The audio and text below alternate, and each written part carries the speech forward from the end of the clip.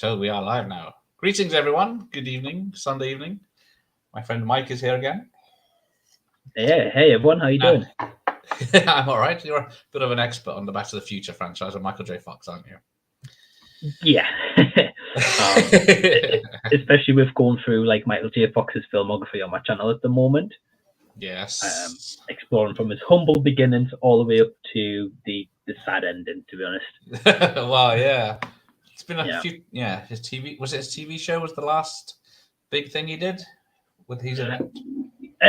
Yeah. So the last video I did in his filmography was why a bunch of YouTubers like or love Back Yes. to the Future 2, which we're Yeah. about to watch. And then the next one is Back to the Future 3 because that's the next movie he did because they shot these two back to back. Yeah. So that's what I'm up to at the moment. Okay. Yeah, because I posted on Instagram earlier.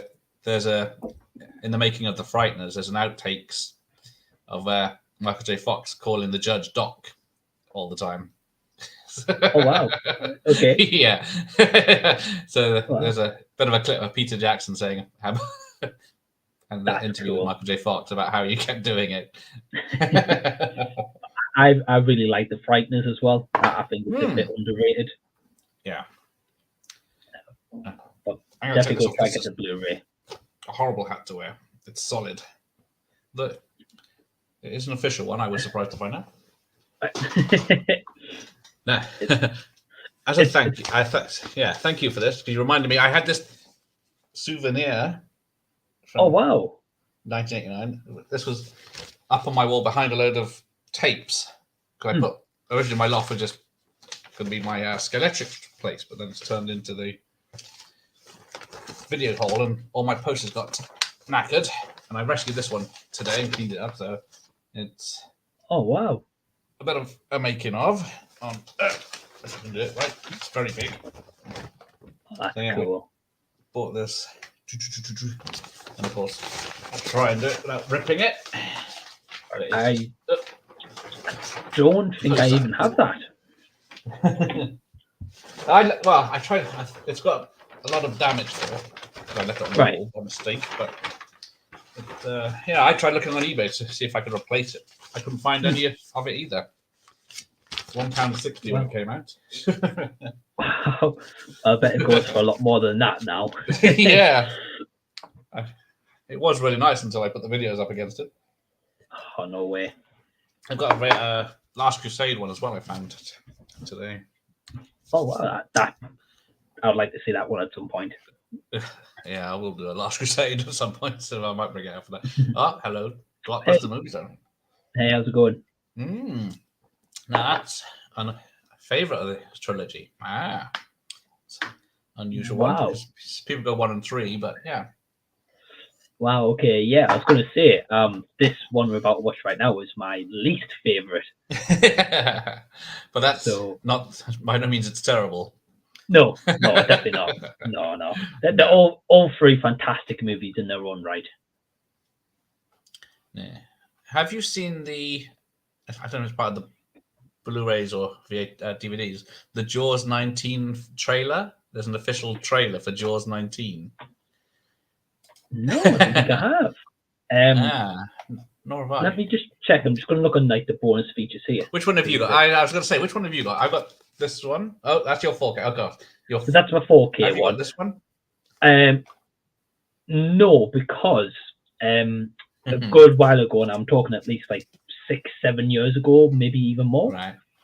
There was a point where I collected all of Michael J. Fox's movies on DVD, and then I decided to get rid of my physical media collection.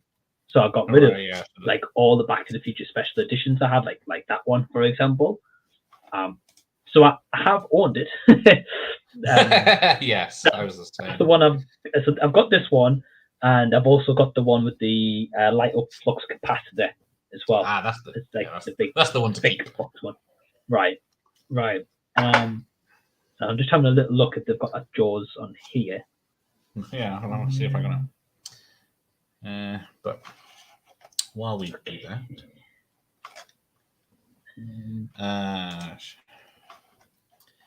hang on. Okay. Oh, there we go. So I will. It's only a minute long, but we'll see. Don't know if Okay, you can awesome. hear it. I don't. I'm sure. Hopefully, it won't be copyrighted. I hope not. Yeah, poor Alucard had his. He was like 10 minutes into a stream because he was doing a film that he thought was. Oh, Jaws 7. No, there is going through them.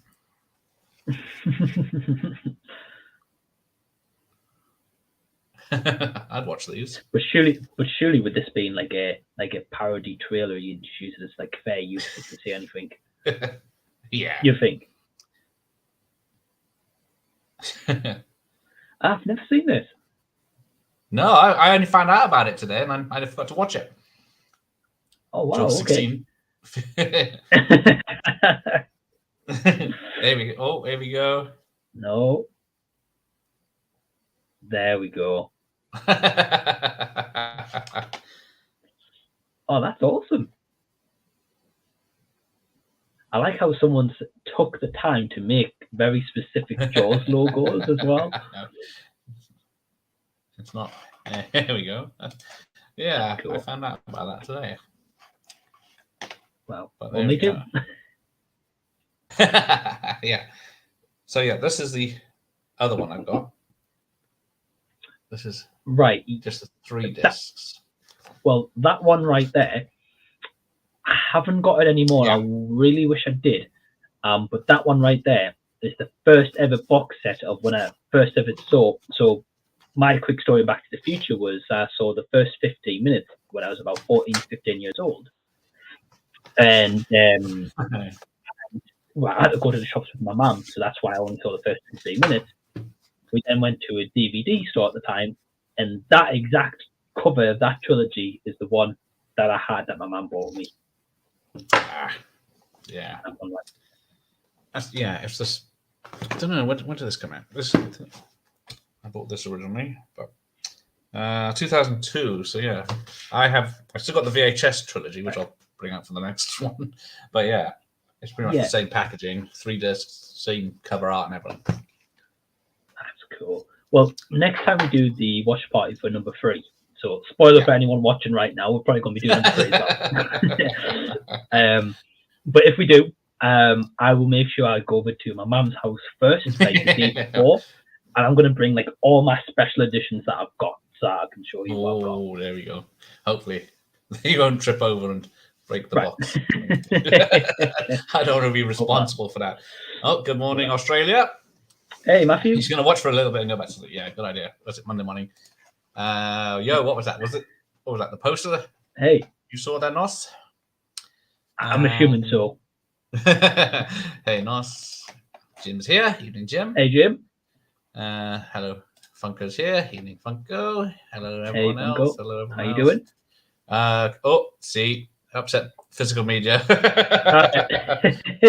Well, don't worry about that one because as you can see behind me, like right here and the next shelf up, you can't see. I've actually just started on my channel again, building a physical media collection. Yes. So I am going to be getting those Back to the Future and Michael J. Fox movies back. So keep an eye out. Yeah, I can't talk. I got rid of my VHS collection in the late 90s for the DVDs, and I got rid of my DVDs. So now I'm scraping them back. Right. It was just like kind of one of those phases through life, right? You get to them and just like, well, what do I need this for? And then you realize, yeah. Yeah, I love those things. Right. All right. Okay.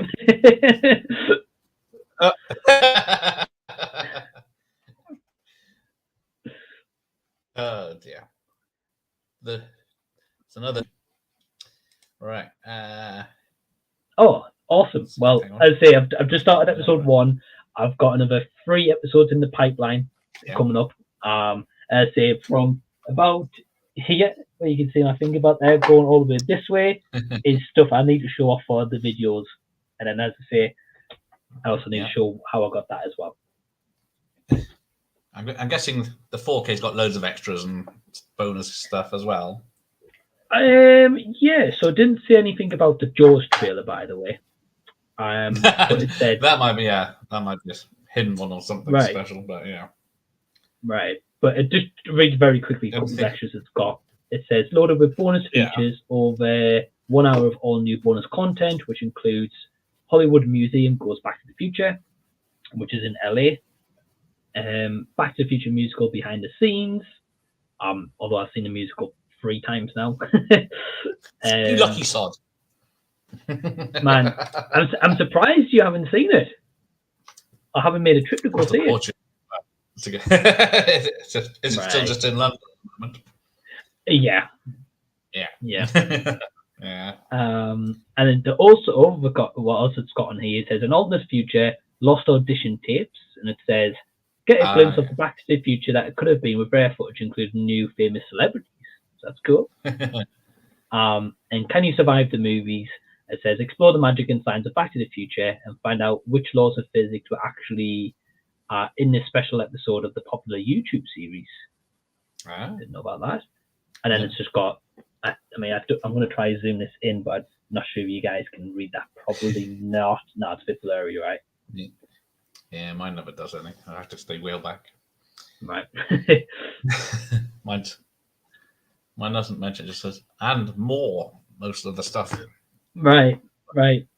Well, right at the end of mine, it says and much more. So you're like, well, what's much more? Is it just like one extra thing, and you're just teasing us right now? Yeah, that could be because that's technically true. I'm still waiting for the physical collection. I'm not sure when they're going to do it. Probably on the 80th anniversary at this rate.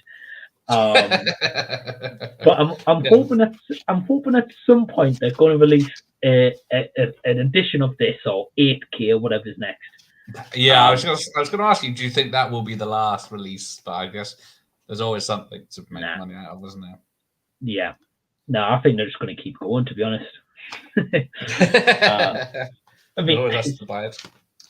Yeah, I think it's just because it keeps getting passed down through generation after generation. Now with the musical, it's just sparking even more love for it. So it just means more releases. But I'm wanting a release where they put on all the footage they got of Eric Stoltz. That's what I want to see. That would be interesting. Not just like a little snippets that you can see on YouTube at any time. I want to see the full 6 weeks of shoot footage they got with the guy, which took up the first half an hour, 40 minutes of the movie. I want to see that. Because I've got the retail release. Right. But very basic. And then, what does the VHS look like inside there? Well, it'll be in the TV right now. Muscles. It's that one. The CIC release. Oh, cool. Yeah, I'm sure the box set I have it's a cardboard one. So where was that? There, and then the Axe rental, and that's the tape. Oh, nice. Watching tonight. Hopefully, it's going to work. Yeah, we shall see. Right. Let's play that thing and see if it works. Okay. All right, hang on. So where are we? We are at. Yeah, I'll press play myself. There we go. Right, I've started on my end as well. Right. Where am I? Robert Zemeckis. 4K will be the last. Oh. No. Not maybe 4. There might not be an 8K, but there might be another release on 4K at least. I think, yeah. Vinny's gone, nodded off. It's very early in the morning. So here's the reshot scenes, which are slightly different. Right, with Elizabeth Shue, yeah. Yeah, apparently it's a wig. I can't. Oh, really? Just to make it look like the other girl's hair. Right. She's got massive shoulder pads in as well. I didn't realise that. Even how she bulked up for the role. Yeah. Wow, okay. No, because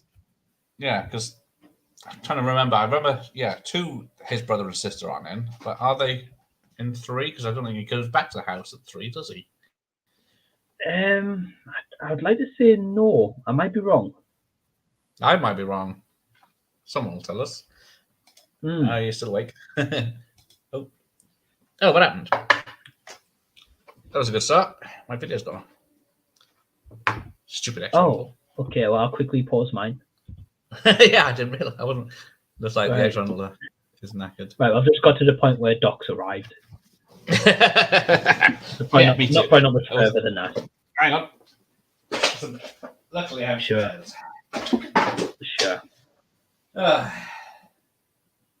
Well, anyone who's watching now, I wonder if there's anyone watching right now who's watching Back to the Future with us. That'd be cool. I'm sure most people are completing their heads. Right. Like we can, yeah. Right, hang on, let's see. Where is it? Is it playing? It's amateur out here now. Does it dirty up my tape player? Right, hang on. There's only one Jennifer. Yeah, unfortunately, she had to go and look after her mum. Right. That's better. Here we go. CIC. Do you tend to find you have a lot of problems with the VHS player? No, of course not. It's a perfectly reliable media format. Right. It doesn't get dirty. It doesn't go moldy. It doesn't break. No, that doesn't exist. And the remote always works. No, it's not. Hang on.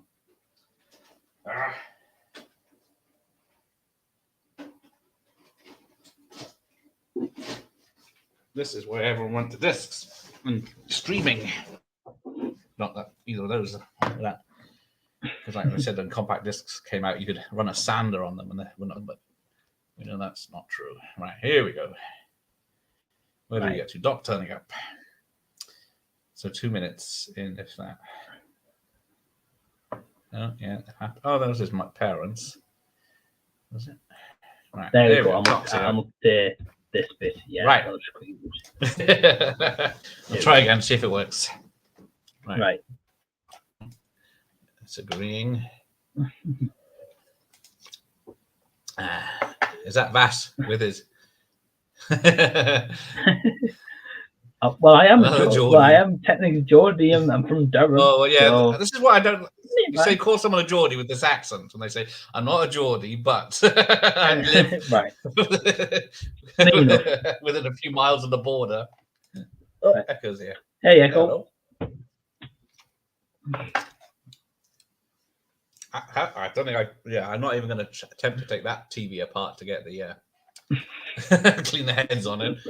I'll try my best to use a cleaning tape on that one, but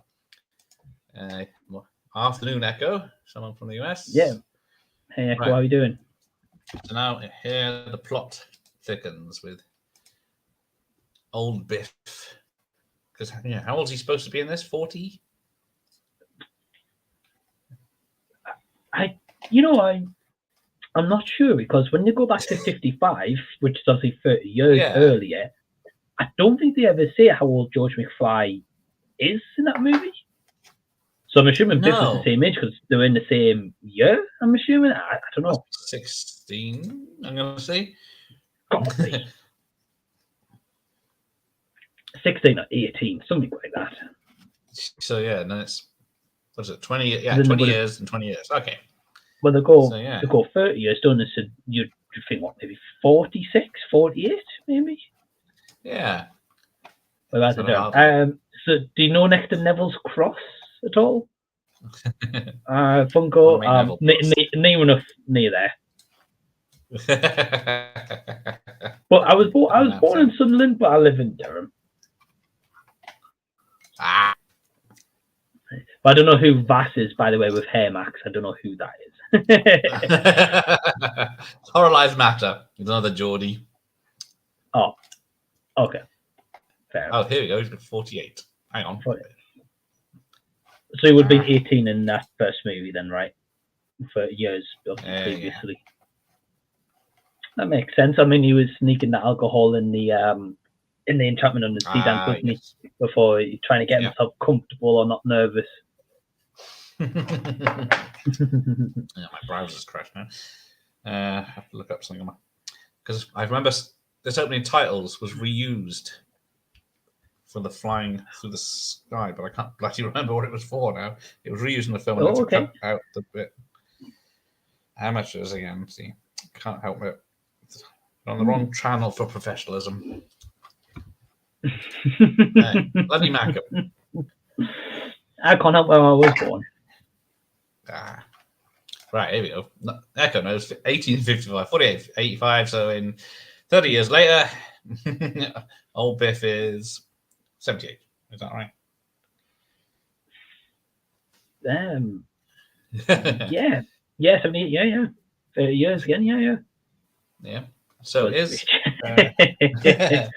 That's funny. Does Tom Wilson have the hardest task in these 3 films? Because he has to play, 3 different characters, and then one of them at 3 different ages, and then 2 different versions of that same one in different ages. Well, actually, he plays 4 characters, right? Because old Biff, Griff. Well, you got Biff in 55. Yeah. Then you've got that old Biff we've just seen in the Adidas tracksuit and the green tracksuit. I think it's Adidas anyway. Yeah. And then you've got the one in 2015, which is the older man Biff.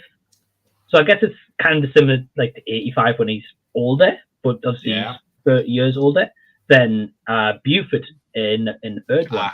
Yeah. So I don't know if you'd class the start of this movie and then the future one as the same because he's still an older Biff. Yeah, he did all right. He did very well. Right. But I agree with you. I think you probably would have the hardest task because, I know Michael J. Fox plays a girl in this one. Yeah, just a couple of scenes, isn't it? I keep forgetting about that. that. But Doc's always the same character, or he always looks the same. Whereas Biff's got various different looks. Marty in this one, he's got to play like the younger version of him as well, and the girl. And then, I guess the Irish, his granddad or great granddad. Oh, the Irish, yeah, Seamus, yeah. I'm really looking forward to checking out number 3. Really, one thing about the second one is it doesn't have a song because the first one has Power of Love and Back in Time, and the third one's got ZZ Top song.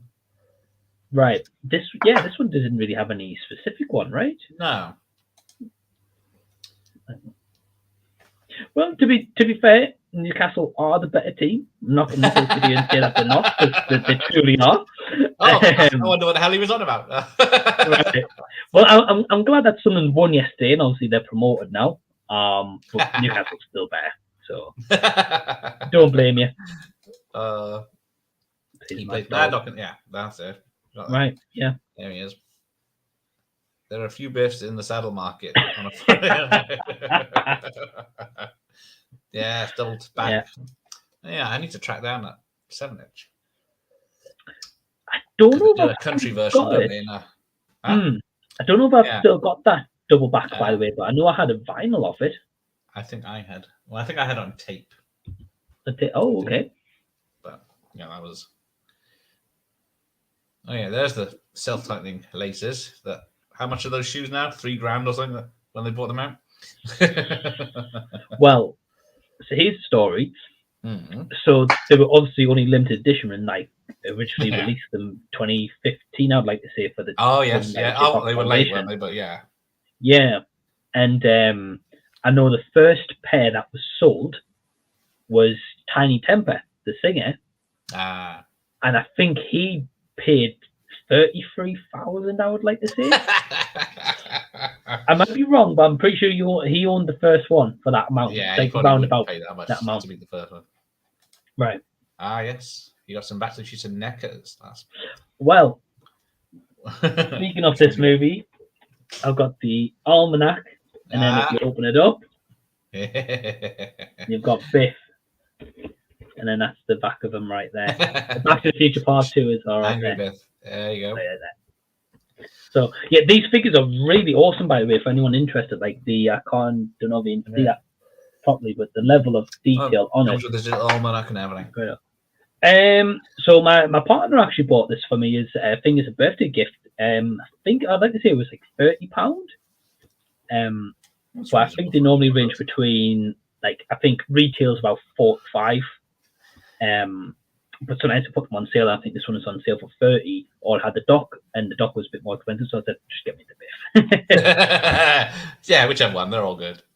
Like, they're incredible figures, and I'm glad that they've done them in the line. But for me, I would rather get them on a discounted price because it's the same thing. Yeah. Then, because you've got to think, if you like, I think there's like at least 5 in the series because to keep bringing out like ultimate versions as well. Yeah, like 45 a pop compared to like say 30 a pop. It's a big difference, especially over like 5 or 6 of them, or even more. Yeah, so that is true. So yeah, Eka wants the shoes and the clothes that dry themselves. Yeah, I don't know how that would work. Well, the shoes, I think now, because I might be wrong. I'd like to say that they made maybe 1,500 pairs in total. Again, I might be wrong. They might have made less. They might have made a couple more. I really can't remember. Yeah. I think now the cheapest you can get a pair of them shoes, and that is just maybe someone selling them off because they just kind of want rid of them. It's like 10 grand. That's the investment. Right. Well, I mean, £30. I think they're. I wish I would probably have 1,000 of them.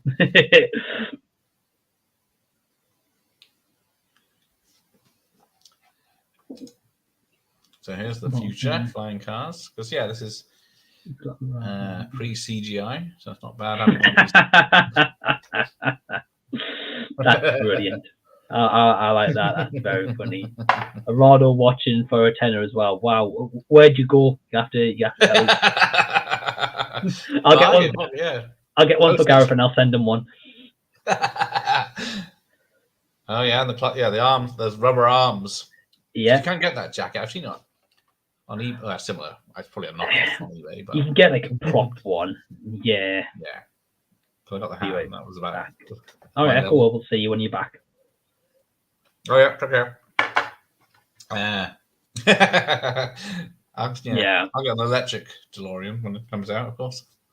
Well, for anyone that's interested, anyway, I don't know if it's just DeLorean.com website. It's something like that, like the official DeLorean website, anyway. If anyone interested, but I believe between June or August they're doing the official unveiling of the electric DeLorean. And if you go to the website, you can actually sign up so you get to see it like 24, 48 hours before everyone else can see it, like official reveal. So of course I've signed up for it. Like, I bet. Because yeah, the ledge is still broken in the clock tower where Doc did it. Right. In the future. Right. According to Michael J. Fox, he found out there was going to be a sequel when he watched the VHS version with the words "to be continued" in it, and then phoned his agent saying, am I going to be in it? That's funny. Yeah, and then we get the usual Pepsi sponsorship. Because did you ever get the special Pepsi glass they brought out in 2015? Or did we not get it here? No, I think it was in America, like special, because it came in a big cardboard box, I remember. And had like Pepsi Perfect on the cardboard box as well. Yeah, I was in B&M today and I saw the cereal again. But I already got a box of that, so. Have you tried it? Yeah, it's all right. Yeah. Yes, chocolatey, was it mold or something? I think when I did my original review for the cereal when it like first came out, I think I compared it to a cheap Nesquik. Yeah, that's it. I think that's probably the best way to kind of don't expect to love compare. Yeah, but if you like basic chocolate with milk, you're all right. You can. Right. There you go. Fighting Cox is the place to be. Well, that's fair.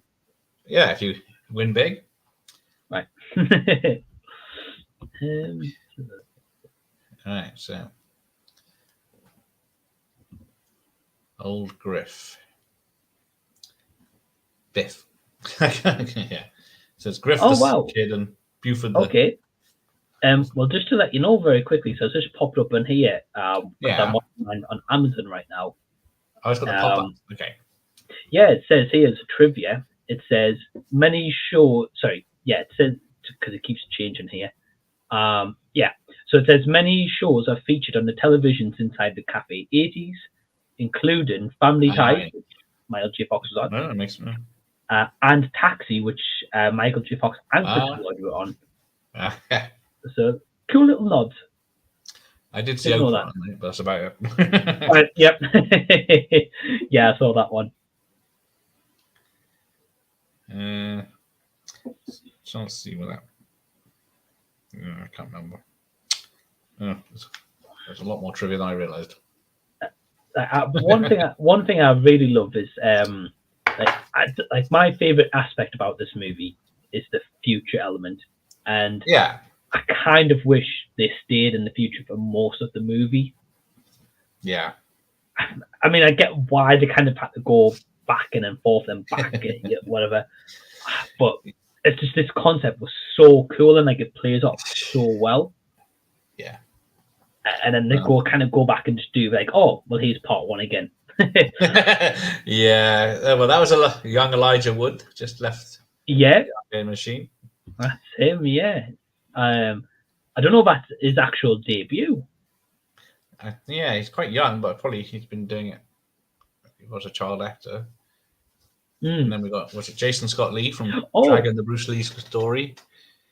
Yeah, I was right actually. So this is actually Elijah Wood's first feature film appearance. I thought it was. Yeah, Crispin Glover was a bit, especially on the first one, erratic, to say the least, in his performance. Yeah, I think we spoke about this in the last stream when we talked about the first one. Yeah. But for anyone who's not familiar, is in that scene where him and Marty's talking in his backyard when they're going over, like, right, this is what's going to go down at the dance. They had to literally, because every time they were shooting, he was talking and then he was walking out the camera frame all the time. So at the end of it, the Bob Gale and Zemeckis were getting fed up because they were trying to shoot this and he was moving. They literally put a square tape where he was stood and said to him, stand there. And that's how they got the shot. Yeah. And then have him taped to a chair as well. He was sitting down. Right. Also, there's a comment that I can see about Elijah Wood. Forever Young. Yes, that was his first major role. That's absolutely correct. He was in that. Yeah, this is just his... I think this is just his first film, like kind of cameo appearance, yeah. Oh, chicken. Yeah, that's something that was never touched on in the first one, but relevant for the rest of the series. Mm-hmm. I can't believe calling the chicken is sort of set him off. I guess everyone has one thing. Right. Him and his son. Yes. His son's knocked out, but I wonder if his son is also, his son calls him chicken, that's it. Because obviously this is him, not his son. His son's knocked out behind the counter. Yeah. I missed a bit, but again, old Biff, and young Griff are in the same scene, but you can see the cuts at the door where they've used doubles and actors and stuff. But here comes the infamous hoverboard, and then and during the making of, Robert Zemeckis said they were real and they'd be in the shops for Christmas, and there was a lot of unhappy kids and parents at Christmas. I can imagine. Well, you know what the crazy thing is, Gareth, right? If you think about it, is this hoverboard scene, obviously this is set in the future and adding obviously he's flying and over the water, etc. Yeah. But this is basically the exact same scene as the first movie. And this scene is more known than the first movie that did it originally. Yeah. Because he steals that hoverboard from that little girl who's riding along. Yeah. Grabs a truck and then... Whereas in the first movie, he steals that little skateboard from that cardboard cutout the kid has. Yeah. So they just tweaked it a bit. And he gets the bulldog. Batter up! Yep. Yeah. Hey, to think 30 years on hoverbirds, the kids don't want them anymore. Well, them hoverboards we have now are completely different. Yeah. they're not the ones that we all really want. Yeah, because have you seen the footage of what's the skateboarder, Tony Hawk's on a hoverboard, a real one? It's No. it's a skateboard that's magnetized, but you have to go over a copper surface, so you have to have a metal base. Okay. But he was hovering. No, I don't think I've seen that. I think I've seen, maybe, I would like to say 5 years ago, I might be wrong, at least 5 years ago. I don't know if it was like a big company like Lexus or Honda, something of that nature. And I think it's what you were saying, and like over a certain service, it did actually flow. So I wouldn't be surprised if it's something similar to Tony Hawk would try, but not seen him do that one, no. Of all the 3 films, this is the one where the special effects don't hold up as much. Right. Although I don't know if it was this movie, I would like to say it was, where Darlene Vogel, the girl who's on one of the 3 skateboards at the back, the hoverboard, sorry, she had a stunt coordinator for this movie.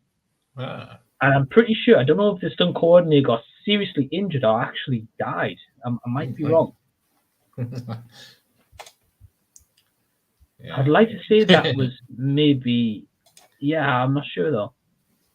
Yeah, because there's all this. Doc always keep talking about how the changing the timelines, and then it could cause the universe to collapse. So then he wore the bulletproof vest in the first one. In this one, he picks up Marty to bring him into the future to change the future. Right. He's the one causing these problems. Yeah, he didn't come back he could have just come back and stopped the crash, I guess, with the Rolls Royce, and then Marty wouldn't got to this point. But I guess it's too much changing. I mean, poor Marty. He just got back from that adventure in 1955. And he just wanted to go to the lake with Jennifer. That's all he wanted to do. Yeah. And look what Doc did him. Doc made him go back to 1855. And what's it? Richard Fleischer. He did the voice of Roger Rabbit there. In a lot of heavy makeup. I've never seen Roger Rabbit. What the what? I know. It's on my list. It's good. It's a good film. Even though it's mostly animation. It's Chris Floyd's in that, right? As well. Yeah. Oh yeah. He's scary as hell in there. Right. I'll bring something up later if I remember about how actually Christopher Doc Brown saved Marty's life a few times because he knows he's already died once. Oh, okay. You got me intrigued. Yeah, someone's theory on the internet. I mean, I guess it would kind of make sense. Yeah, because so you got Einstein being in was it stasis? Poor Einstein. Yeah, just turns up and then gets put in a kennel. Hang on, where'd he go? Oh yeah, he leaves him in 1985, doesn't he? Or the alternate 85. Doesn't take him back. Because originally this was going to be, like I said, the future. And then the 60s, they were going to go back to the 60s, just as something different. Okay. But yeah, Robert Zemeckis thought it'd be clever to do it. Look at the first film from a different angle. I mean, I can appreciate that, definitely. Because I originally heard about this movie. Obviously, they had all the issues with Crispin Glover, and so it's Jeffrey Wiseman playing him in this movie. And obviously, this is when he sued him for the likeness. Yes, that was a start when you said the big thing, wasn't it? Yeah. And I know originally in the draft of this script that they were going to do is George McFly was actually going to have a big part in this movie. Yes, I did. So, I mean, I don't know what they would have done with. I don't know if the whole principle was still Marty had issue with his kids in the future, so that's why they had to go. But I think there was going to be originally a bigger part with Crispin Glover, like involving him and Jennifer, but obviously they changed Claudia Wells. So I would have liked to have known what they would have done with that aspect of it. Yeah, The moving bin. Mm. I forgot, yeah, because they got their piles of laser discs where they parked earlier, didn't they? All packed up, ready for disposal. And it's 2022, and we're still using physical media, not laser discs, but silver discs in general. Well, the Laserdisc got a very short run. Yeah. Also, by the way, this is a cool fact. You might know this, but Doc's shirt that he wears here in part 2, the white one, that literally shows cowboys and trains, kind of foreshadowing the next movie. Yeah. Which I think is pretty cool. Yeah, because they're the Western arcade games, and they're setting it up that Marty can shoot very well, even though it's an arcade game. I guess right. The same, but Mm-hmm. Yeah. And then he mentions that Chris Floyd says he wants to go back to the Old West. He does, yeah. All right. See you later. Take care, Funko. Yeah, see you, man.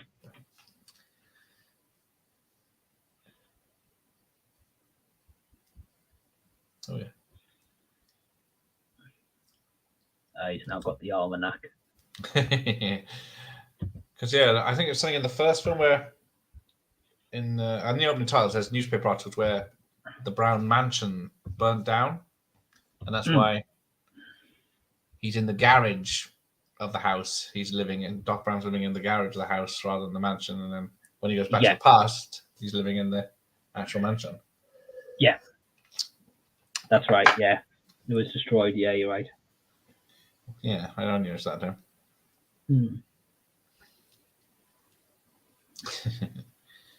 And how the nice, expensive estate is actually a terrible place to live. Right. And you got drones that walk your dog. I'm surprised no one's made that yet. Give it time. I mean, Amazon's got them robots, haven't they? I think the delivery drones. Yeah. So it's only a matter of time they employ that and to taking that would be the dog next dog walk business. Pay the drone to take your dog out.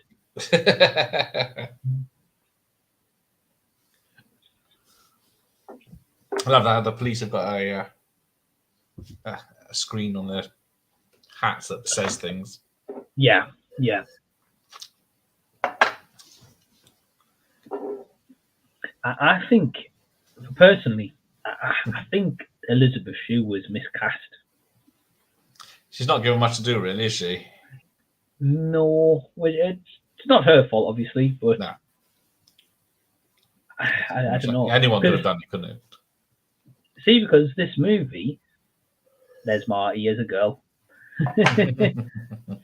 See, because in 1984, I would like to say, was Karate Kid. Yeah, 845. Yeah. Yeah. So yeah, she was as Jeffrey Wiseman coming through upside down. Yes, yeah. So I actually, for anyone that's interested, it was maybe about, I'd like to say, a year ago, maybe a little bit longer than that. I actually did a live stream on my channel with Jeffrey Wiseman. Yes. And I spoke to him about, Back to the Future 2 and kind of what it was like with the process and stuff. And he was saying that there was a lot of times when he was shooting for this movie, they would have him upside down for like 12 hours, nearly a day. Ow. Right. Yeah. Right. And because of the likeness with Crispin Glover, at the time, he was saying that he kind of felt at times that this was a punishment, show like Crispin and George be like, look, this is what we're going to kind of relegate your character to. But I mean, I feel sorry for Jeffrey having to be upside down for 12 hours a day, near enough. Doesn't really make sense that I guess I know it does help your back, I guess, but yeah, right. That line about throwing his back out golfing, but right.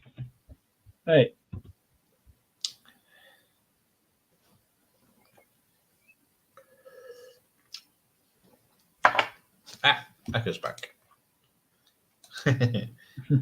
Peace out, Funko.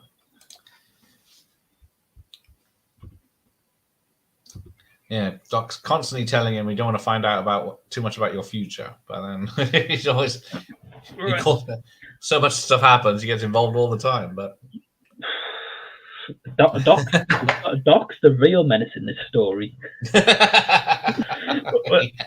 all this time, we're worried about Biff and what Biff's gonna do. But poor Doc, as you said, he's like, "Oh, Mark, you should never know too much about your future. The consequences could be X, Y, and Z."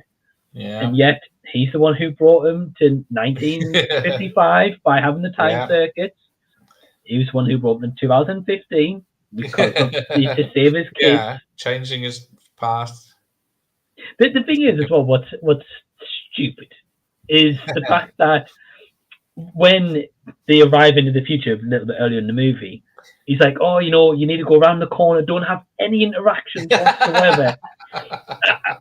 I'm like, as if if we went to the future, right? If someone came with us today and be like, "All right, come into 30 years in the future, we need you to do X, Y, and Z," and they're like, "Right, you just need to go around the corner and do this."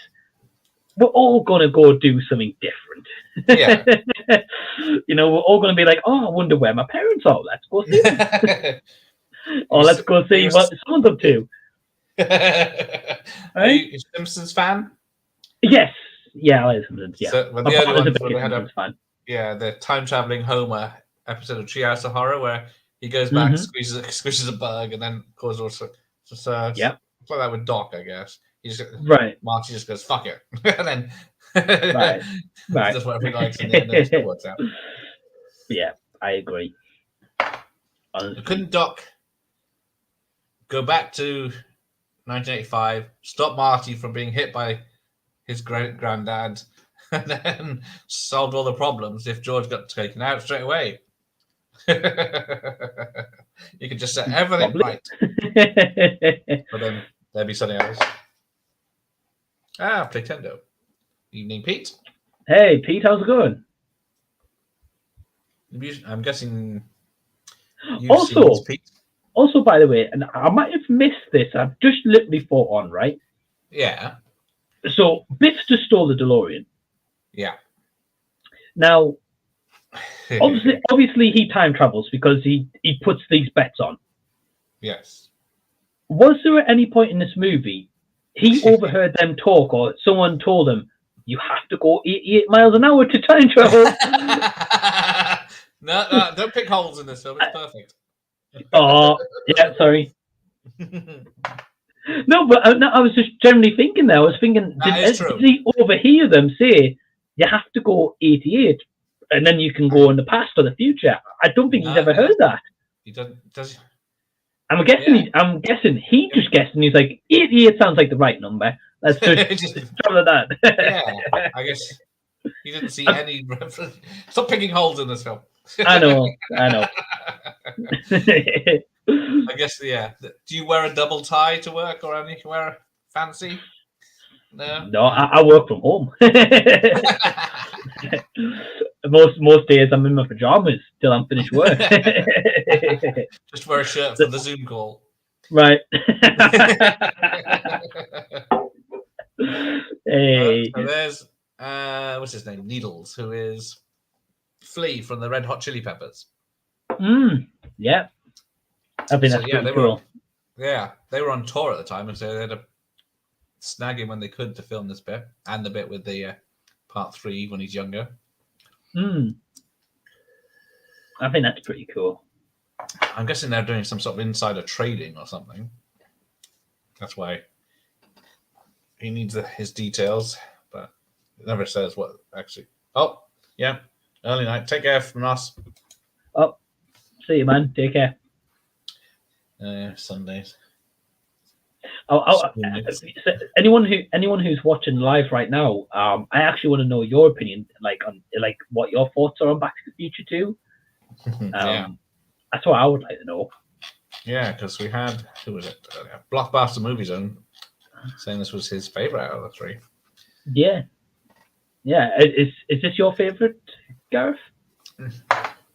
One will always be my favorite, but then I used to love this one. This is probably the one I watched all the most as a kid because I liked all the zipping about, Right. things happening, go and change this, fix this, like like a computer game. But then Right. yeah, I didn't like 3 because of the westerns, but no, I like 3 as much as 1 maybe. I just think with Back to the Future 3, that just had so many original ideas in it, and just went Yeah, kind of like off the chain and just did something different. That's why I really respect it. yeah. I mean, I know the horse scene is basically the same as the skateboard and the hoverboard scene, but Yeah. besides that, everything's kind of different. Yeah. And there's no involvement of an enchantment under the sea dance for a third time. So Yeah, that was I can respect a that. good move. Yeah, because they filmed this one first, the second one. Yes. And then I guess because they had to go completely somewhere else to do the western bit, they filmed that after. Well, yeah. So in 2019, I did a trip in America where it was like me and I met like a bunch of other solo travelers, and we went to the west side of America for 2 weeks, and went. It was awesome trip. I can only recommend it. I don't want to hear about it if it's awesome. Oh, fair. It's just going to upset me.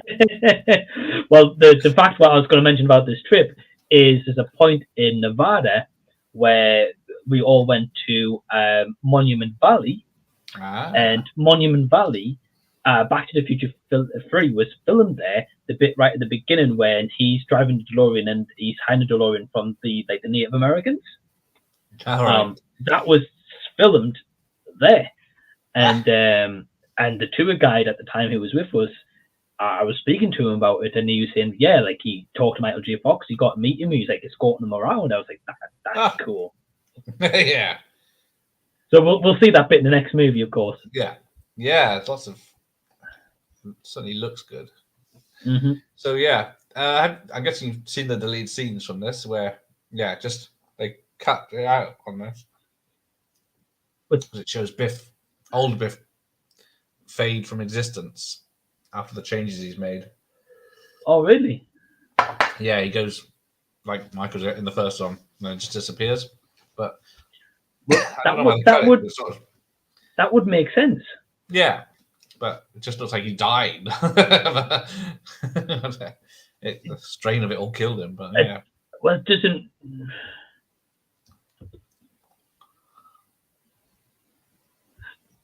Okay, so I've just noticed a possible another plot hole. And I'm not trying to pick this apart. I swear I'm not trying to. It just made me thought, because we were just talking about Biff before, like how would you know 88 miles an hour? So he's just travelled back to the past. Yeah. And he's just obviously travelled to whatever time zone he's just gone to. I missed the circuit, so I didn't quite see what it said. But obviously, to have another trip in the DeLorean, you need either a plutonium, or in this one, they use trash to fuel the diffusion. Did he do that? No, I thought that as well. Because when Doc comes back from the future at the beginning, he loads up with beer and banana skins. Yeah. It never, but I think it never states how much it lasts. Just a couple of pieces of trash to try and travel when it used plutonium before. Yeah, I'm assuming Biff, whatever time frame he went to, he just got some Pepsi lying around. He's like, yeah, we'll put this in. And that's how it happened. It's our first hint something's wrong. There's bars on the window. I love this movie for like how dark it gets. It does get very dark. Because there's another delete scene where Marty goes to the school and it's all burnt down, and it's really bad blue screen. So I think that's probably why they cut it. See, I don't think I've ever seen a lot of the deleted scenes in this. Or like any of them, to be honest. I know there was a deleted scene in the first one, I think we discussed in the last stream, where after the scene when Biff leaves the house at the beginning, like George, before then, sorry, George was on who bought all them peanut brittle off the Girl Scouts, something like that. I've seen that one. Now. Yeah, I don't see how it works as a cereal, but I do fancy trying it. What's that? Or the brittle? Peanut brittle, yeah. Right. I think it would probably be quite tasty, to be honest. Yeah. Maybe not as much as George has, though. Yeah. Yeah.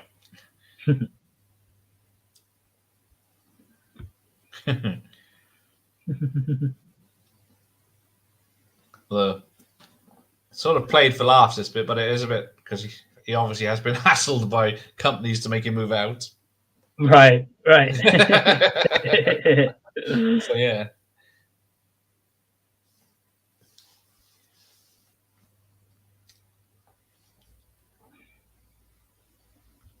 It's just a coincidence that Biff later on is based on Trump. Right. Obviously, they saw back then what he would be like. I definitely think Trump watched this movie before his reign. With his hairstyles. Right. It wasn't as bad as Biff's is in this until now. Right.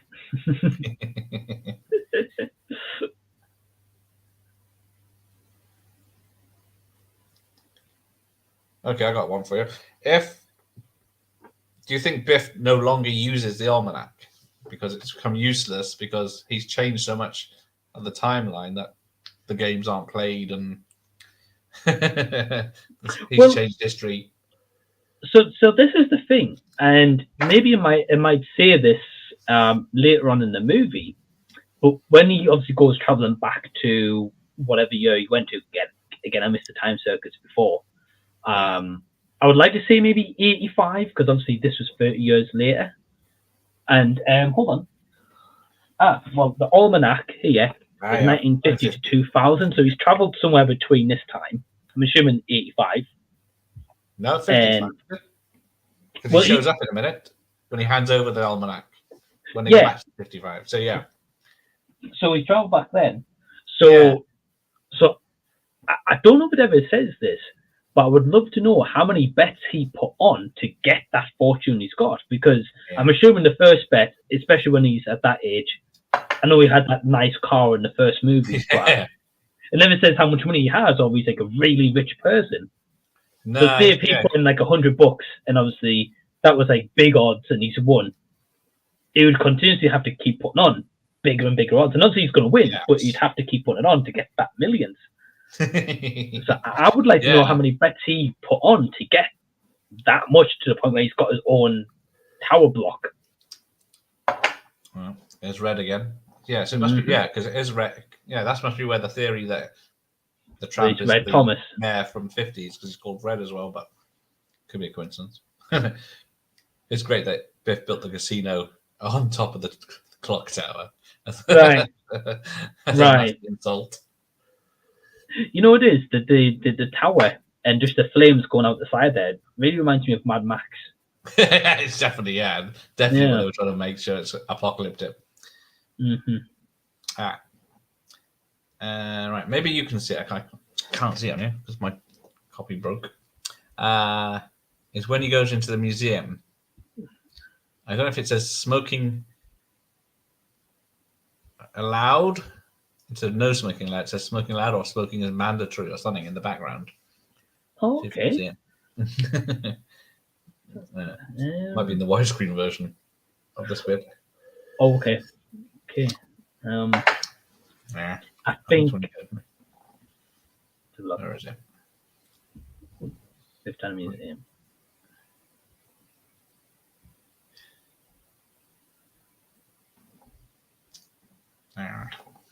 Yeah. Buford. Oh, smoking required. There it is. I knew it was sunny. Right. Yeah. So, who was his first wife? Is it someone famous? I can't remember. He wins big a few times. Gets to make his own pollution company. Right. So it said there. So it said there he won his millions on his 21st birthday. So if he was the same age as George or the same year, then he was 18 and 55. Like they were. So it would have been 58 when he won his millions. So 3 years later.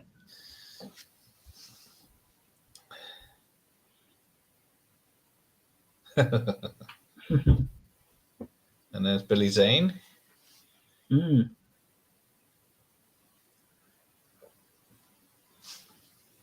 The Easy Way.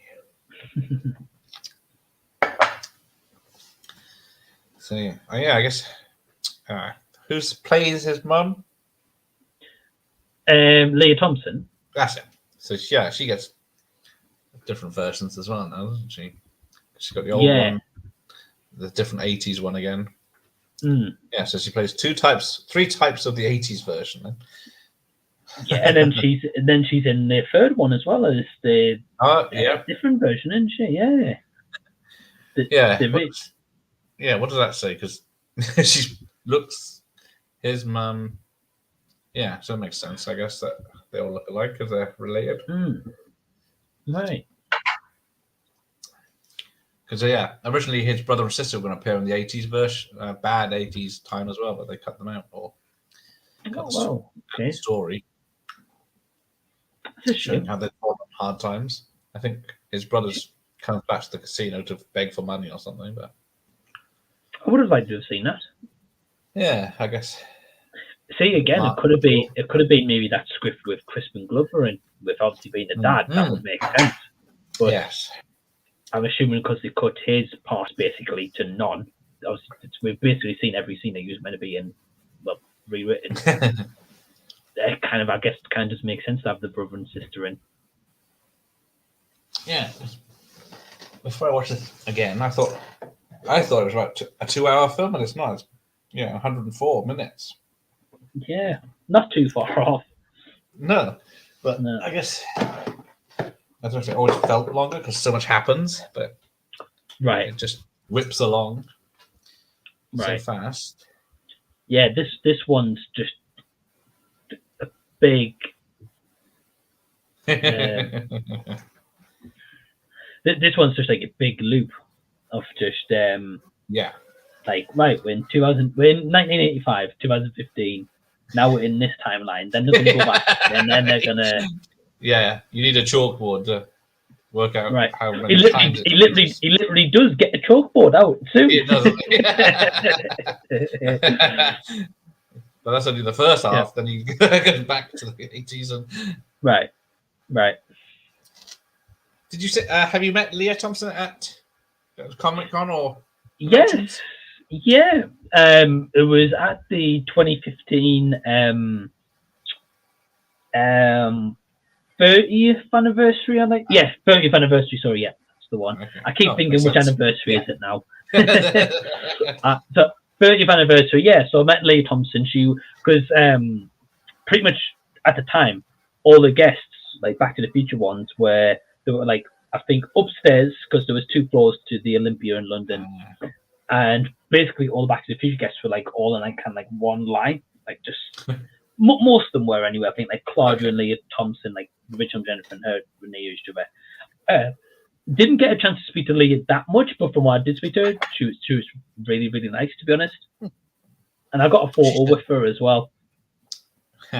She's a director now, isn't she? More than acting, I think. She's been doing some directing. I'd like to see if she directed Star Trek episodes or a couple of them. Yes, that's it. I'm trying to think what I remember seeing her name on front of. Yeah, she was in Star Trek, I think, recently. And then also, Christmas Just Gone, she did a Hallmark movie about time travel with Christopher Lloyd. That's it. I remember seeing that. I watched that, I think. I watched that. That was, to be fair, it actually wasn't too bad of a Hallmark movie. No, it was nice. And a nice nod to this series as well. I mean, it definitely deserved to be in Hallmark, but it wasn't bad. Yeah, I think it's her, but she sometimes at conventions takes the fake boobs to conventions, but that she's still got. Wow. So let people touch them. But I guess she didn't want to bring them overseas, so. I don't know what would inspire people that when meeting to be like, oh, can I just touch the big boobs, by the way? Why? Why would you ask her that? Well, I think she was offering, so maybe she let you wear them as well. Oh, wow. No, probably not, because they're Probably very fragile rubber.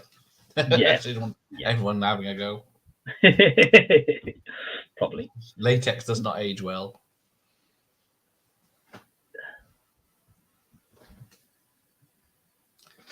If you'll excuse me just a moment, I should tuck my son in. I'll be right back. No problem.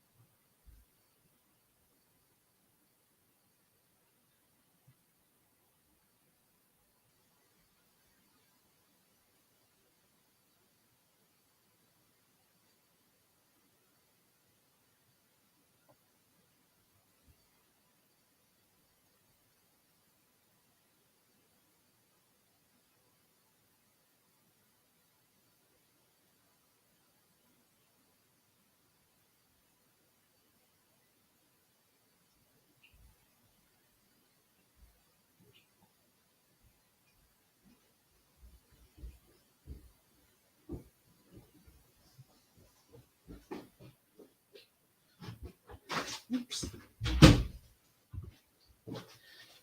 There we go. Made it. Awesome. Where's my headphones? You've lit. Hang on. Left and right. There we go. Fucking. I was just about to say you've just missed the chalkboard scene. Ah. Poor Arnie's bed. Yeah, he's just telling Marty about that he discovered yes. that Biff took the back. So why don't we just go back to the future, name drop, and then stop Biff stealing the DeLorean? But of course they can't do that.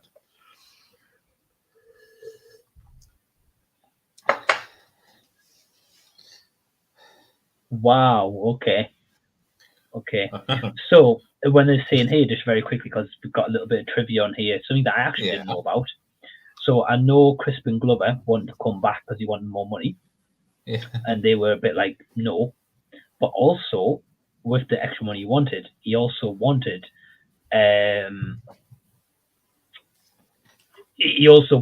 script approval to come into the sequels. Obviously, how they were going to write his character, he wanted script approval as well. Wow. Oh. Yeah, but this confuses some people because it shows the whole screen of what's happening. That's that. So people think, oh, no, someone's taped over Back to the Future with The Good, the Bad, the Ugly, or whatever, which one it is. No, I've got the same. But again, this reference right here is what Marty does in Back to the Future 3. Yeah. He wears that vest.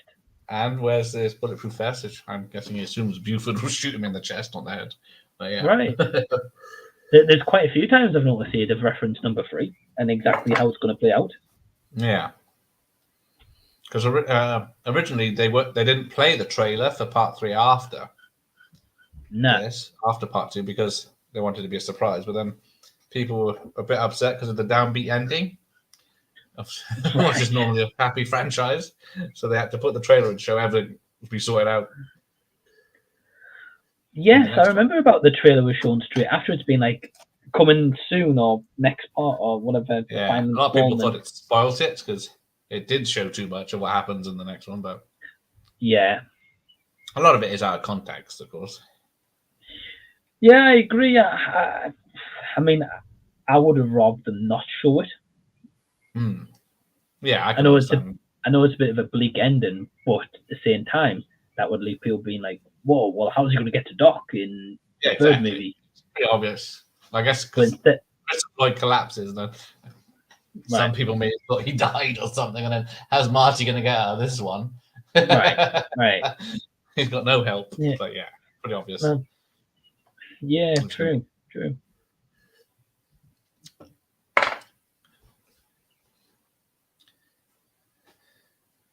And yeah, it's got this bit where he's telling the whole story, and then at the end he says, "And the old man told me that one day a wildlife scientist or a kid will show up asking about it." Yeah, he does. Later on of it actually happening. Mm-hmm. So this, people have said that because it's a good film because it keeps the plot tight and everything's relevant without too much baggage. Also, at the same time, I'm kind of thinking, like obviously the old man Biff said, look, one day someone's going to come and ask you about it, which he has. But at the same time, you would think that he wouldn't tell him. Because worst case, he could just pull the gun out, because you got to think, he doesn't owe him anything. He owns his tower. He could get the security on him immediately. Yeah. I mean, I know obviously that sets up the point where they know exactly where to go back to. But technically, he didn't have to tell them anything. They would have never known. Yeah, that's true. So he's always work. And then there's the frisbee action that comes in again in the third one. Yeah. Because I never knew that frisbees were invented from old pie trays or pie tins. No, never.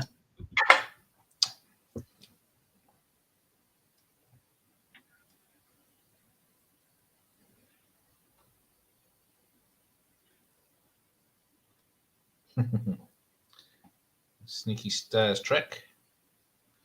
Mm-hmm. Has it pulled? No, that's right.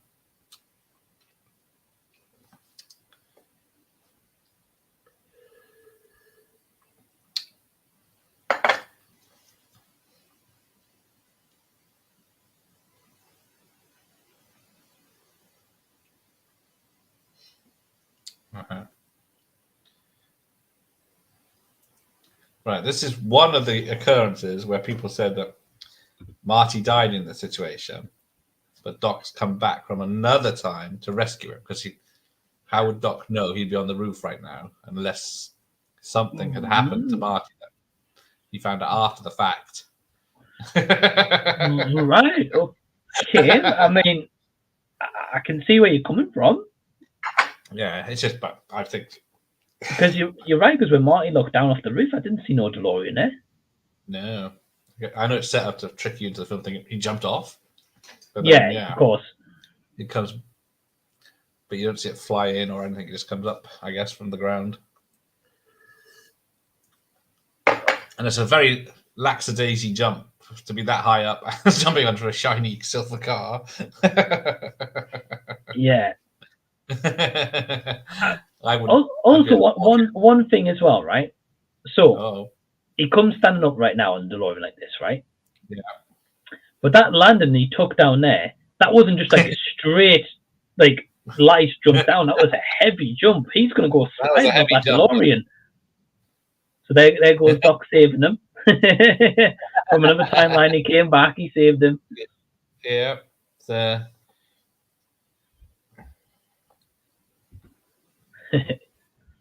Because he just showed that on his little drawing board that there's 2 timelines now. Yes.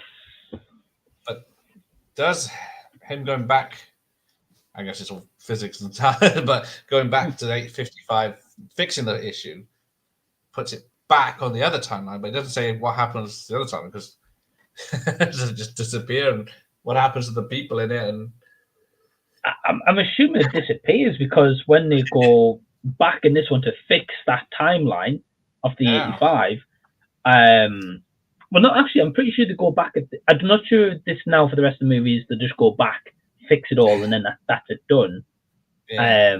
Or they go back again, and then they go back for a second time. I'm pretty sure they just go back to once. Yeah. But I'm assuming because they fixed that timeline, he technically doesn't have the almanac to put a bet on. So his future is still the same way. He's basically just a car wash guy now for George. Yeah. Just the whole thing can give you a headache if you think about it too much. Just Right. enjoy the film. Right, exactly. Don't overthink the thing. Because there are people saying that there's no story arc for the characters because they don't change, but people don't mind that because the film itself, they don't need to change because the characters are likable in the beginning. They don't need to I think learn things or anything. I agree with you. Yeah, I think it's just because like in the first movie, the characters are so well established in terms of like we didn't need a backstory for Doc or Marty, but No. like the versions that we get of them, we don't care about needing a backstory for them. Yeah. So they're likable. So when it comes to this film again, you've got the same 2 characters that you loved from the first movie. Yeah. So yeah, I do again, love it. yeah. So again, in this movie, we don't need a child Marty or a child Doc. Find out how. No, so this is their history together and all this. Right. I love it when Doc runs up and down the street. Right. Very reminiscent to when he's running up and down the theatre at the end when he sends Marty to the 5. Something inconspicuous.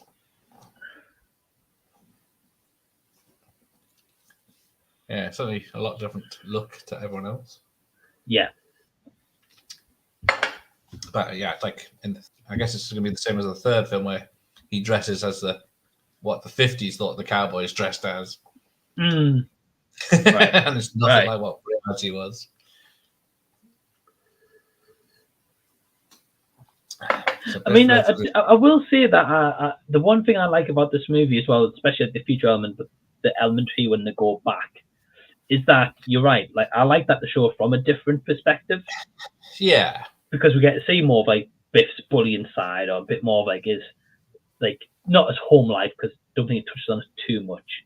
Yeah, it's obviously he's had a rough one, but then they'll show it. Yeah, but even he had shown him more of like jerk of the town. Yeah, not just of the school, but the town itself, and about the car as well. Yeah. So there's Richard Fleischer again, who is in his normal age now.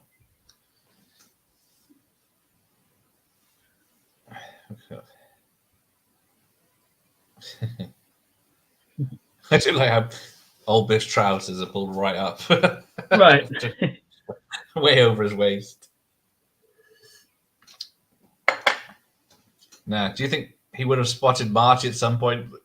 One of them? Of all the other I don't understand how they never spot him. Well, no, he's got a blanket, so I guess because he's like so wound up about this getting the car and stuff, he probably didn't think much of it. Right. He just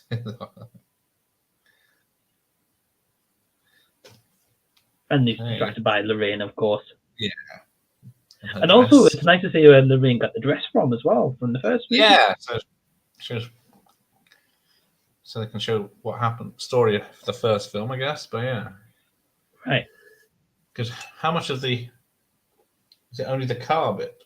And you get to see behind the scenes on the stage instead of right. Johnny B. Good. But also, one thing I've just noticed as well is with the old man Biff that was behind the tree, like while this is all going on, so while he's just been in that car shop, before he got the oil and tucked in the back seat, and then now we see with Lorraine. Yeah. Where's Old Man Biff? Is he still looking on from the tree of what's going on? Just enjoying the show. Well, I was just thinking, like, because if he's looking towards this happening right now, we've just literally seen Marty pop his head up out the back seat, looking on what's going on. So surely Old Man Biff would have seen Marty looking on to be like, well, who's he in the back of that car? Stop picking holes in the good movies. I mean, I'm guessing Old Man Biff just went in the cafe just to have a drink or something, or put a tab or something. Although, yeah, he wouldn't have any money on it, would he? That worked. Because, yeah, they set up the thing where only Biff could start the car, and then it's future self showing him how to do it, so proving that he knows who he is. Right. Not that you could tell by looking at him, but no. Superpower Dare Die team. You know what you would think as well, though. When Biff just saw the old version of him, you'd be thinking, "Wow, I turned out like that." Wow. Right. Yeah. Yes. How does Biff know how to set the dials and stuff? I guess he's somewhat clever with cars, but right. Because I guess you could know how it had a hover conversion, so you already know how to fly it. But yeah, this one's got lots of extra things. Yeah. Well, hey, how you doing? Yeah, just exactly like that. Colin never knew how he used the time machine. We just discussed this earlier in the movie. Like, how do you know about 88 miles an hour? It never explains it. Yeah, this scene was groundbreaking at the time, having two actors interact with each other. Right. See, when you check the book, it is a bit animated when it lands on the opposite side, but I've literally just noticed that for the first time. It just doesn't spin right. It's just that was a green screen. Yeah. But yeah, luckily the old cars have that line down them that they can use as a reference. Well, see, this is the thing. So obviously back in this age of technology, that they would have that split, like, the two actors in one scene, but obviously there'd be a big gap in the middle where they'd split the screen and obviously, animated in with CG. Whereas obviously, like, now you've got the same two people giving each other a hug. But back then you didn't really have that. So yeah, they had to. Was it ILM? Yeah, so they had the best working on there. I think they repurposed a special camera camera equipment so they could program it to the same movements to catch the way people move. Right. When they do pan and that, so it doesn't look too stupid. But yeah, you can see there they really do look like they're in the same place. Yeah. At the same time. Yeah.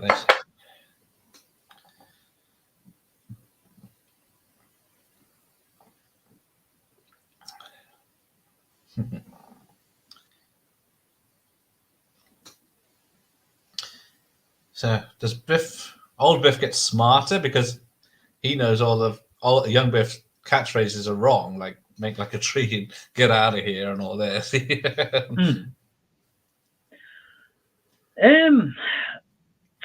I'm assuming not really, because at the end of the first one, obviously he's just washing George's cars. Yeah, and he's never really a smart guy in the first movie, anyway. Yeah, he's only gotten a bit smarter because obviously the almanac, and he's used it for his own good. Yeah, but it's not really him doing it. He's just reading from a book, being like, "Oh, I'll put this bit on, I guess."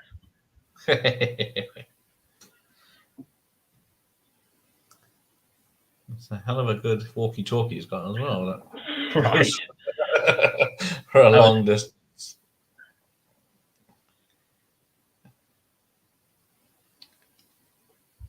That's another thing about part 3 where they use 50s technology on the car. And then what's the size of a microchip is the size of a bonnet on the car. Okay. Yeah. I didn't know that. Massive batteries on the walkie-talkies as well. They're like the size of a Coke can. Oh, okay. Didn't know that.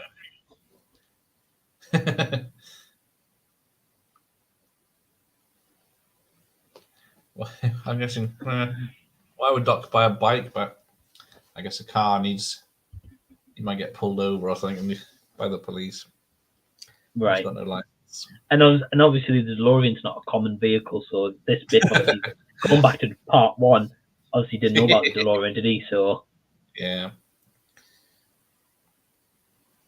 So, yeah, would he notice someone talking and over a walkie-talkie?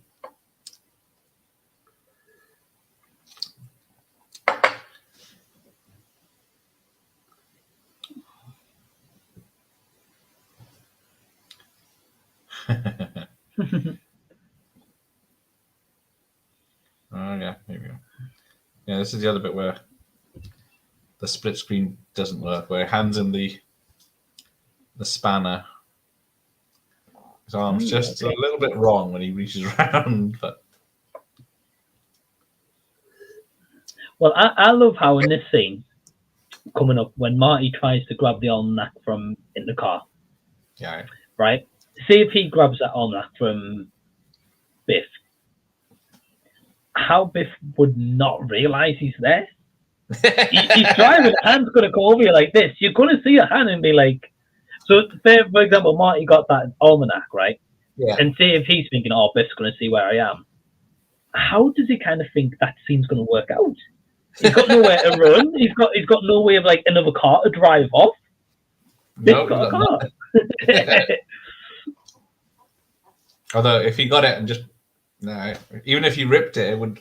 So you can still stick it back together, I guess. But yeah, right. I'd have to burn it like it's there. I think it's just the fact of the Marty gets the almanac again. Like he's in the car, he hasn't got a vehicle to get away. No. Yeah. What is his plan? Yeah. Yeah. It's a great scene, the two Docs together.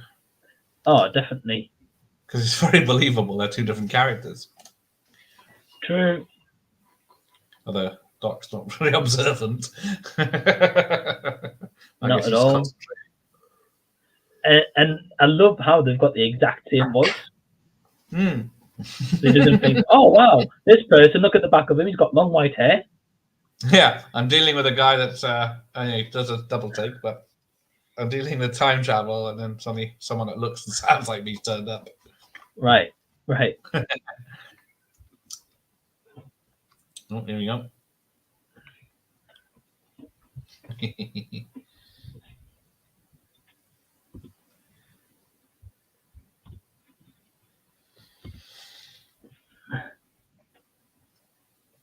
That's the point. Hang on. That's what I was going to look up. Release date. Have you ever played any of the video games for this? I've played the Telltale game. Right, yeah. From a couple of years ago, but not any of the others. Right. I've heard about the others, mind. I've got an emulator. I might try one tomorrow on that day, but yeah. Oh, really?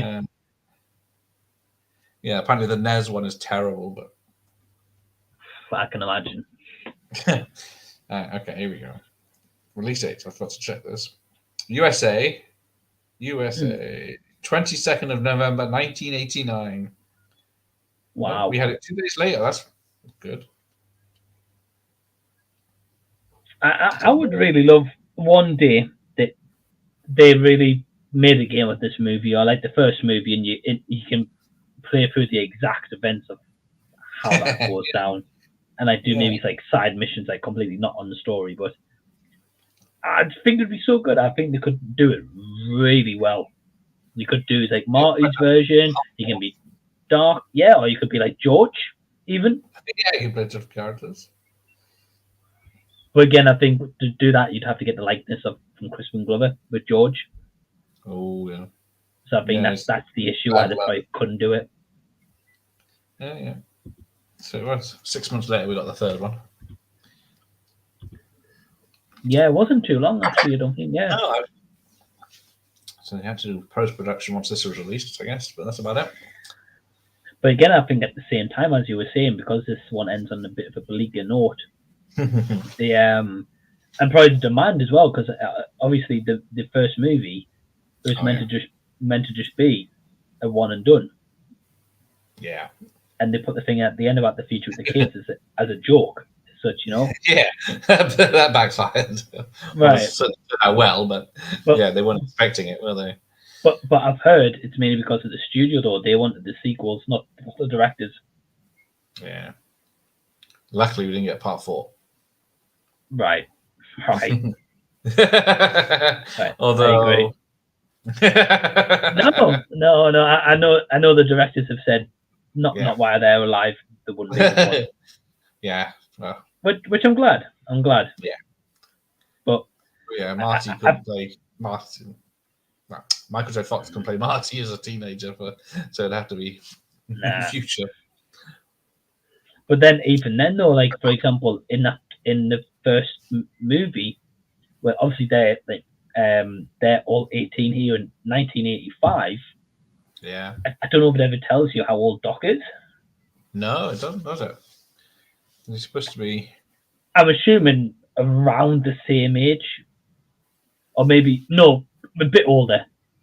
Because he looks older than George and Lorraine and stuff like that. Yeah. Even when Marty goes back to 55, he looks older than them.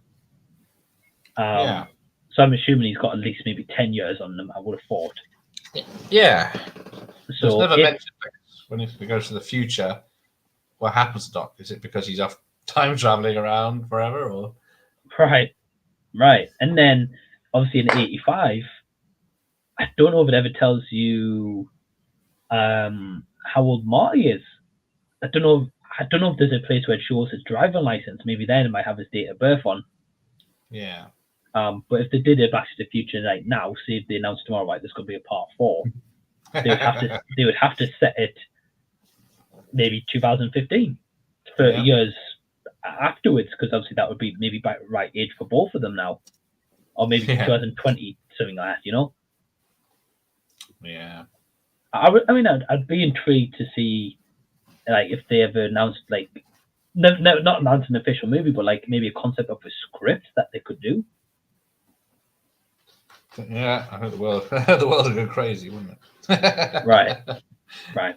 I think if you look on YouTube, like Back to the Future 4, there's loads of people predicting stuff and saying stuff. But what could happen? What I definitely think though, because I don't know how. Let me quickly check. I'm just gonna check. I remember the cartoon had. That was the other thing. The cartoon not available on any format. No. They made it on DVD. Yeah, I was gonna say it was included. Some episodes were included on the DVD as well. Yes, so I would like to see it now. Again, I'll bring this for the next stream and I'll confirm, but I might message you in private anyway on Facebook when we talk. I know in that Flux Capacitor box edition that I got, I think it was for the 30th anniversary.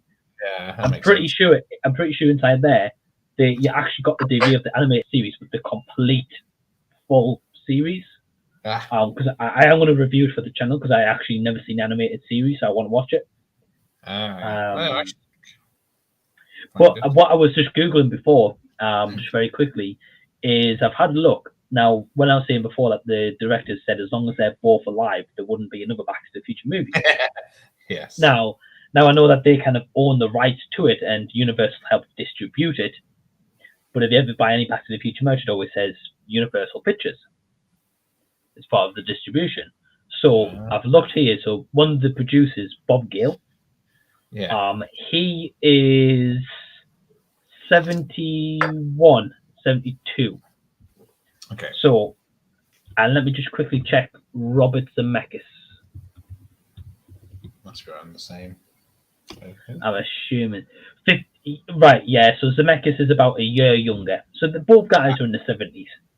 Right. So, and I'm calling it now.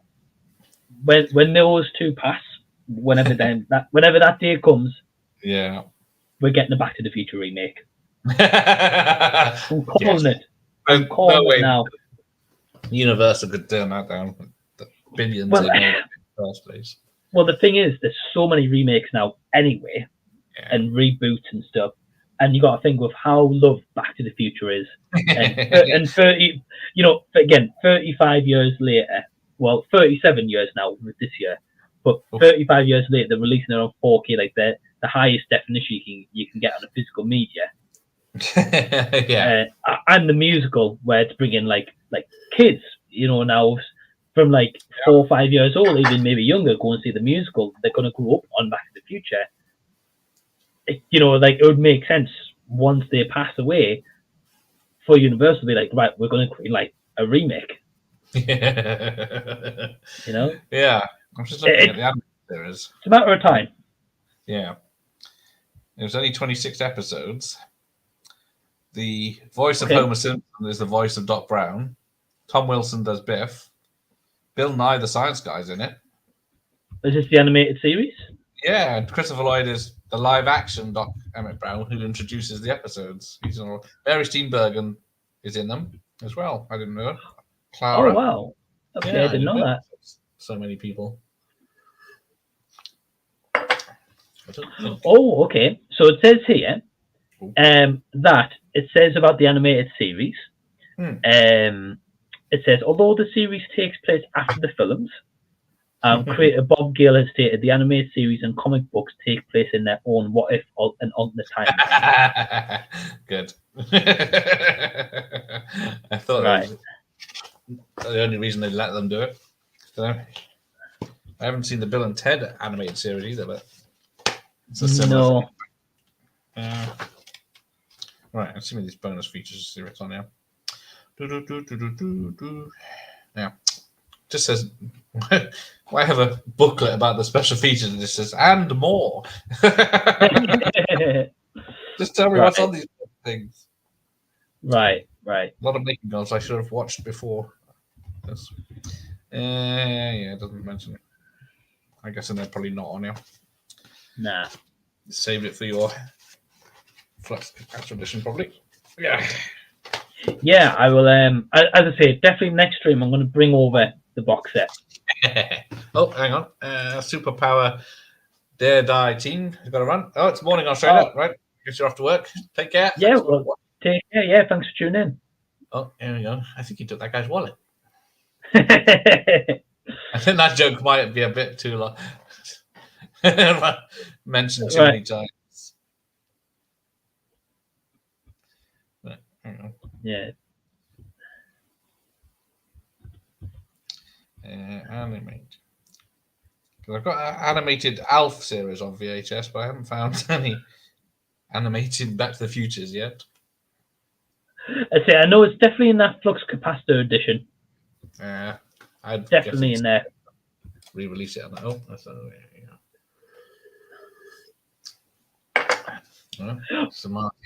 something also very interesting here is now obviously they're showing this from a different direction, but if you notice on the side of the stage you've got Biff's goons on the side of the stage, and obviously Marty's wondering about the bags at the top, right? So in the original movie, if those three goons were at the side waiting for Marty with that baseball bat, how did he get away from them? Well, it doesn't show. It shows the next scene, him greeting George and Lorraine at the end, being like, "Oh, you two should go together. You should go take her home." You never see those goons. Maybe, but or is it because could be a deleted scene, maybe in the first movie. Oh. Good evening. Hey, how's it going? Good morning into New Zealand. Oh wow, okay. Yeah. Oh hey man, how's it going? Yeah. Well, we've got maybe how long left we've got now? 20 minutes. It says that's not including credits, so probably about 15. Yeah, it cracks on up. Right. But yeah, maybe because the goons aren't after him because they don't know it was him. No, they must. Yeah, because he hits Biff, knocks Biff out. Yeah. So. Biff doesn't retaliate, but never mention what happened to him, but I guess manure. I'm going to say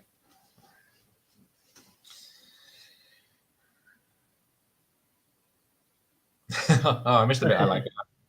He's going to tell Doc, but the guys are going to get me. And they says, well, get out of there then. Right. And then this scene's great where the door, his old self, other self, hits him in the face of the door. Yeah, knocks him out. Oh, yes. Always good to watch the trilogy.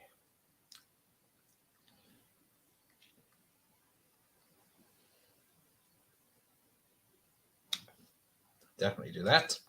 Sophie's here. Oh, yes. We're having a great time. Hey, Sophie, how you doing? Yep. I'm trying to think. This is the oldest trilogy. I've seen all three in the cinema. Really? Yeah. Because I didn't see Raiders of the Lost Ark in the cinema. I saw the second one. I don't think any other 80s trilogy. I didn't see Die Hard 1 or a Lethal Weapon 1 in the cinemas. I saw the other sequels in the cinema.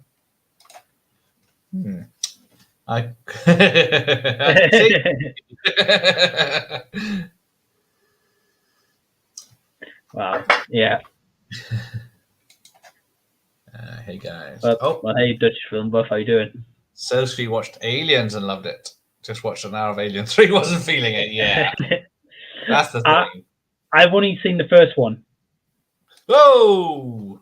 I know. But to be fair, though, I really enjoyed the first one. Yeah. I just haven't got around to the other ones. Right. It's an I action haven't got film. around to the other ones. But am I right in saying Sigourney Weaver's in the second movie? Yes. Right. I thought she was. Yeah, definitely watch Aliens. Right. Yeah, honestly, I've got so many movies on my list, and because I've not seen a lot of movies in terms of like the older ones. And I really want to. I really want to, you know? You young people. Right. Bifco, yeah. If I was in the name of it would be Bifco. It's an awesome I name. think it's a cool name. Do we ever find out? Oh, Biff Tannen, isn't it? Yeah, Tannen. Biff Tannen. Mike, watch Aliens. It's so good. I will. I will. And well, Sophie, I was going to see if you're still watching. If you've got Instagram, my username's _MikeJZ. Give me an ad, and when I've watched Aliens, I'll let you know. Because the only time I talk to Sophie is if she's in like one of the live streams and I'm in them or I'm hosting one. I get to talk to her then. So yeah, if anyone wants to as well, give me an ad on Instagram. Instagram, you see.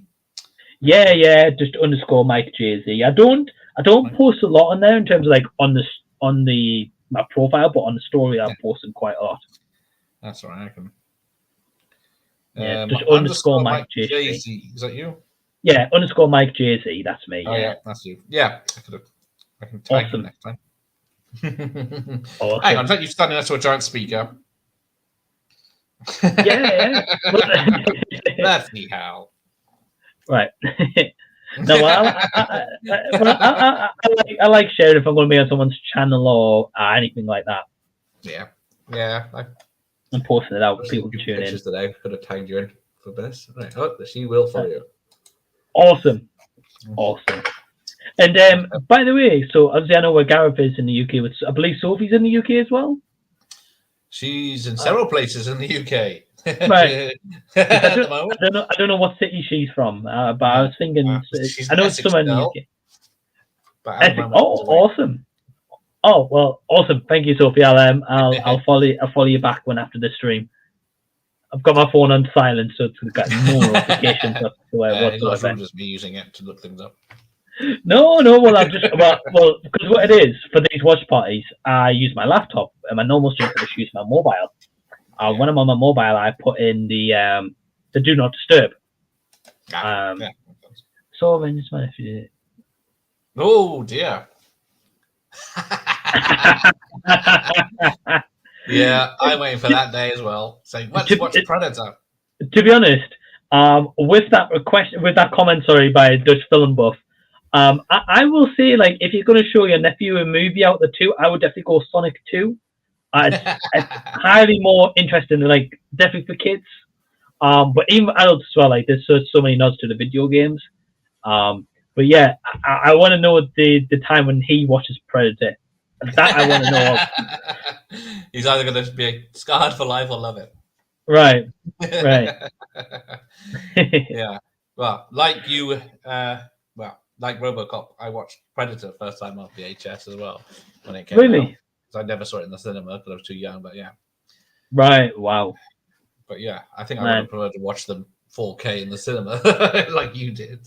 Right. Right. Well, see, the thing is, like, I'm not against like watching a movie on a DVD or just a TV or anything. I'm more than happy to. Like, Aliens, I'll watch that thing on Netflix. But if I can, I like when the cinema puts on an older movie, even if it's not restored, just an older movie. Yeah. Because I love, like, cinema is like my second home. Yeah. Oh, there's a bit in the tunnel. Mm-hmm. Now, this is the other scene where Marty also died and Doc had to come back and rescue him because Howard Doc, you never got to tell Doc where he was, but then he turns up in the nick of time. Well, Doc dropped him off though, right? I'm pretty sure Doc dropped him off for something before this. Yeah, I guess that does fall down. I have to comment on that video now. Right. Doc was following them secretly in the sky. Right. Oh, here we go. That poor car. I know. It's always manure or something. You are definitely welcome, DMC Campbell. You just have to work on your time zones. Right. That's the only issue.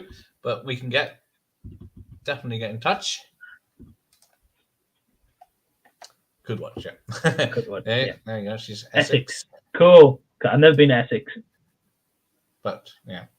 In Kent. So with Kent as well, I know that I believe Stephen Wickenden, who has the Back to the Future car company, I believe he's based in Kent as well. And also I've got a friend Elliot who lives in Kent as well. Must be the place to be. Right. I definitely want to go one day, but just never got there so far. It's a long way, isn't it? Even it's down south of London, so you have to go around London, which is always a nightmare. Right. Right. Unless you've got a flying car. I wish. Well, they still have got those drone taxis they're trying to bring in, aren't they? Right. But yeah, I don't know if I trust them. Nah. Can't drive on a road, not let them fly. Nah, well, that's it. Oh, that's interesting. The streaming services in Holland aren't as limited, are more limited than the US and UK. Oh, okay. It is weird. It's geological. The films might just be like laws and stuff, I guess. Yeah, I know. Yeah, strange. VPN stuff. So, well, here's a question for the Dutch film buff. So, if you hardly watch anything on streaming services in Holland, do you have like a physical media collection? And if so, is there many like physical media places in Holland you can buy your media? If that's the case, if they're limited like for streaming? Yeah, because there's. I'm trying to think. There's no since the supermarkets have stopped selling physical media here, I think there's only second-hand shops. I think there's a WH Smith's, but I don't think that even has physical media anymore. A while ago. Yeah, I remember buying Lethal Weapon 1 on VHS in WH Smith's. Really? Yeah. How far back I go, so yeah. I have to get two. Yeah, the deal here. Oh, wow. He's worth it. I hope so. No, wow. That's incredible. So I mean, I'm not sure about this, but Sophie, you'd be able to definitely answer this best. So if you have to get 2 trains in the DLR, how long does it take you then? That's what I want to know. It's British trains. Right. Yeah, that's what I want to know.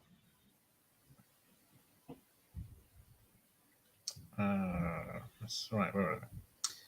Damn, it's only to bugging me. I have to find out later when that reused footage of the opening titles was used. Right. But yeah, what's happened to Doc? You don't want to get hit by lightning. They say lightning it strikes twice, but it does. The firefly, tire flames spin round in a circle. Right. Oh, yeah. I think the Essex Girls stopped in the new millennium of the ditzy blonde. I've never seen that. Yes, he's. Yeah, I'm gonna say he's got a lot of Wow. physical media. So Okay, so if you've got a lot of physical media, and obviously streaming's limited, so in Holland, is there many places you can buy physical media, or do you have to use like Amazon and like stuff like that? hang on. Downloads. Oh, right, right. CB from Essex. Orange Right. Tom. No. All right. Well, Sophie's definitely not either of those. No. So, broadcasting beautiful views 24 hours a day. You tune on to. Oh, thank you for that, Dr. Impossible. Yeah. Hey, Dr. Impossible, how is it going? Yeah, I was gonna. Oh, yeah, that's what I want. A thing that when you come home, it says "Welcome home." Here's Gareth, King of the Castle. Right. I'm old. I'm old. Dylan. Hey, Dylan. How's it going? 2.5 hours. Wow. For a train ride, that's not bad. No, but not when it's like 2 or 3 trains, though. Basically. Yeah, that's all right. Only by Oh. Wow. Okay. Oh, okay. I wonder what the laws are in Holland then. Like, why it's so strict? Yeah, you can download illegally, but you can't. You stream as much as you want. Yeah, that's nuts. Is that a new? Yeah. So we were seeing this a bit earlier in the stream at DMC Campbell, but basically, I was born in Sunderland, but I currently live in Durham. So yeah, you've got a bit of a Geordie-ish accent. Yeah. Yeah, I forgot. Who do you support? Sunderland. But Newcastle's the better team, just on record. Dutch could use a VPN for streaming. Yeah, yeah. This is only one man can help me now. I don't know why he runs off because he's like, how many miles from town? Right. He said, can you give me a lift? Would have been better. Right. Yeah, got two epic conclusions. To be fair, I like the conclusion of this one. I forgot about it, but I like it. When he goes back to that dock and he's like, I've just sent you back to your time. How are you here? Car goes through. Yay! Yeah. And then he just runs around the corner and you're like, oh, shit. But I love it. I love the fact, though, right? And I've just thought on here. So when he sees this other Marty's got a complete different costume. So Shiri's just thought, well, I've just sent you back. Why do you have a different costume 5 minutes later? Bail out of the car? And no DeLorean either. Like, where's my vehicle gone? Yeah. Like, Doc sent them back, and he's like, yes, finally got rid of that DeLorean. Oh, bloody hell. Wow. Okay. That's crazy. 50,000 euros, that is a lot. Here he comes there.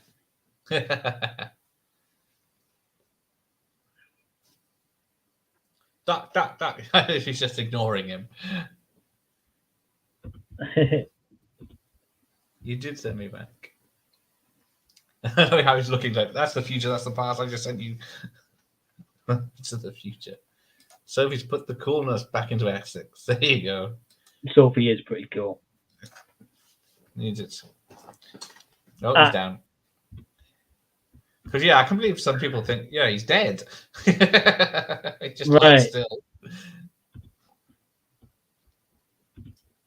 Where are they? So, right, yours has got the trailer there. It's from a famous Western. I think it's from. Oh yeah, we've got the trailer as well. Yeah. Oh, and yeah, we'll get to that. Hanging. No, it doesn't work. But yeah, yeah. Streaming services are a bit canny now to VPNs. Yeah, definitely. It's easy top. Bit of a spoiler for the ending there, where he's kissing. Right. In the porch. Right, there you go. Very clever that the birth of the clock tower. I still really wish that they didn't show a big trailer for that movie. Yeah, as much as I love the trailer, just yeah. That rifle and Docs is pretty mean with that massive sight on it. Right, that's an awesome rifle.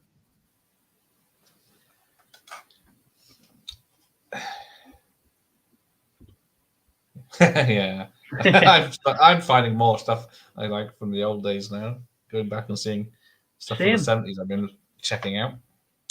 You know, I think it's one of these things for myself, Gareth. I'm not sure if you can maybe comment about the same thoughts here.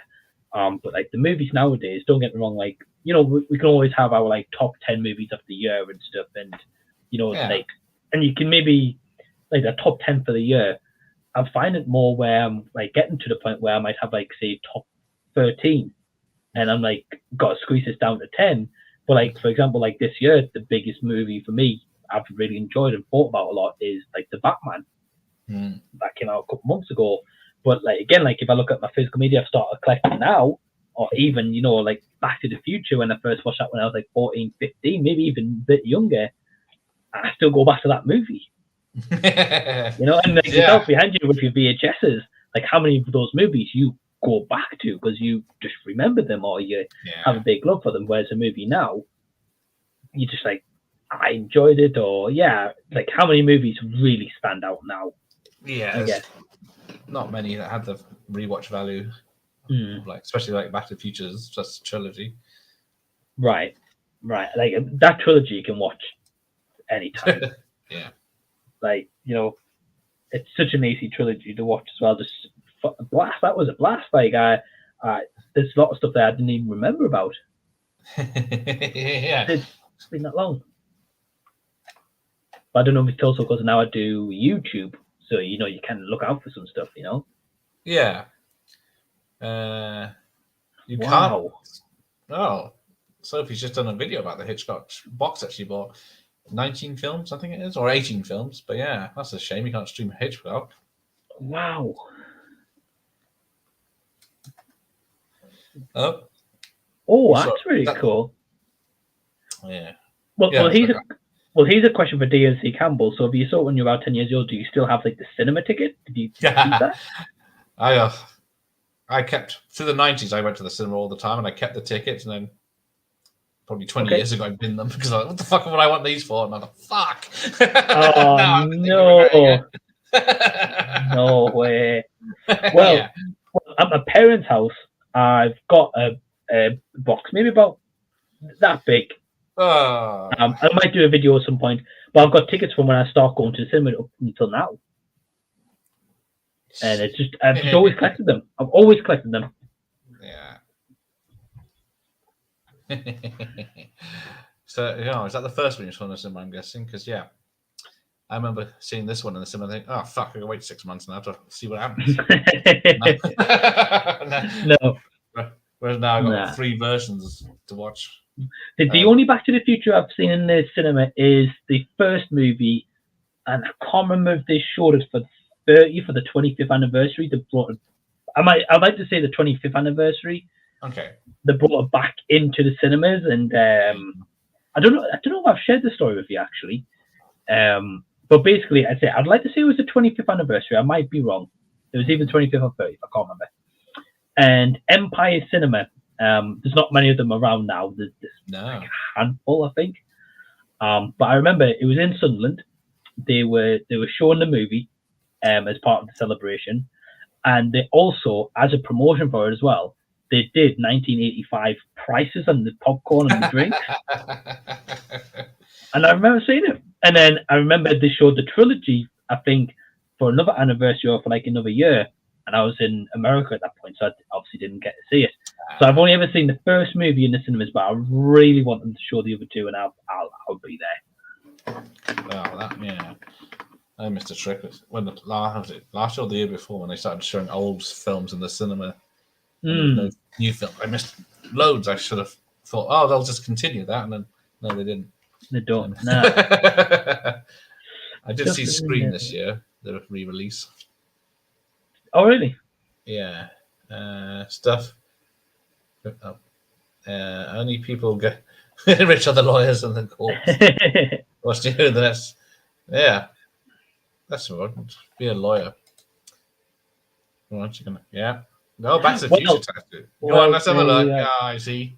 So I've got the logo and a DeLorean flying through. I'll zoom in a little bit. Then I've got the clock tower right there. Michael J. Fox's autograph, and then on this side, I've got a portrait of him, and yeah. I can't really show it off because of the camera angle. That's why Back to the Future half. Oh no, it's showing off very well. Oh, thank you. Right, let's get rid of that. Right, where are we? Best mod movies I saw was X and Mass. And I'll buy them both. I use downloads to trying stuff out. The Blu-ray market is too expensive. Yeah, I guess you have to wait. Here we have to wait for HMV sales. That's about the last, unless they're not reduced on Amazon. Well, you know, Gareth, you bring up a very good point. By the way, I've never heard of Mass. I've just had to Google it. And I've not seen X yet because I've got a bit of a love-hate with A24. But that's cool about that. But what I've noticed about physical media, that I've started the collection up again. I've been buying from mainly CEX or One Below. One Below, especially a lot of them just like sealed for £1, or CEX. I've got like a couple of finds for like 50 pence each. The HMV sale, the one near me, is terrible. So me and my partner, we went to York the other week, and the sale there was awesome. It was like so well organized, had like a big shelf organized of it. When I went to HMV, like one of the biggest ones we've got in the Northeast, yesterday, it was a tiny little rummage basket. I was like, this is pathetic. Why even have a sale? This is pathetic. The one in Bristol I've been to a few months ago. It's mostly, well, there's a big section of T-shirts. There's a big section of American sweets. There's quite a big section of vinyl, but it's like 30 to 40 quid for one album. And then they got the DVDs and Blu-rays off to one side. Yeah. It's just, I think the sad thing is that a lot of people aren't collecting physical media. Yeah. It's a shame. I mean, I'm just starting. Wow. But for like yourself or the Dutch film buff who's like 25 years, and also the physical media person who was in earlier, it's just slowly starting to. I think with HMV, because they were on the brink of administration years ago. Now. Yeah, they were, weren't they? I think, them selling T-shirts and Funkos and stuff is obviously just helping them more than physical media sales. That's sad reality. Yeah, I guess what does it cost to make a Funko? A few pounds for the box and the plastic, and then the money for the licensing.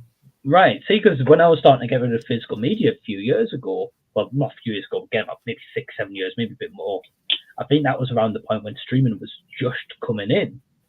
And then I was thinking at the time, like, I quite remember this quite clearly, was just the fact that I didn't really think, in a couple of years' time, I'm going to really want this stuff again. I did that. And obviously, yourself with streaming, a lot of stuff you can just find on, Netflix or Prime or whatever. Yeah. And I just thought, well, I'm not going to need this. But now I'm just like, I've got like these box sets here and stuff, and I'm just like, or like that. I'm just like, I like having just the box set. Yeah, it's just nice having it there. Right. Oh, here we go. It's the best of the trilogy. Controversy. Nah, can't agree. It's a fun time, yeah. It's very little between them, but what I will say very quickly on that one is my partner's favorite is number 2. So I get it, like we were speaking earlier, like me and Gareth, for anyone who's missed it, like I was saying that number 2 is awesome because they have this future aspect of it, and that's what's helped it stand out.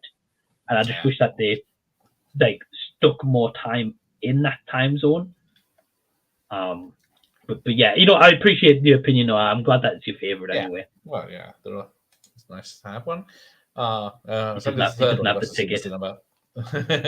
No, it was about the ticket, wasn't it? Oh, okay. Okay. Well, Sophie, if you want a guest, let me know. More than happy to jump on. Listen, yeah. No problem. Oh yeah, the game. It was on Xbox, wasn't it? The Back to the Future game, because it was a PC one as well. Is it the Telltale one you're referring to? Yeah, I think it got released on Xbox. It was PlayStation and Xbox, yeah. Did they go to the 30s? Because isn't it a multi-part? Yes, they do. Yeah, I think it's more towards the end of the episodes. Again, it was multiple years ago when the Telltale game first came out. I played it. Yeah. So I can't remember 100% everything that happens in it, but yeah, this definitely point I think goes back to the 30s. Yeah. Yeah, I think to remember one of this film. Then one of the ideas was the 30s as well as the 60s to go back to, but I think the third film was going to be the 30s after the 60s, but I thought the Wild West would be better. Right.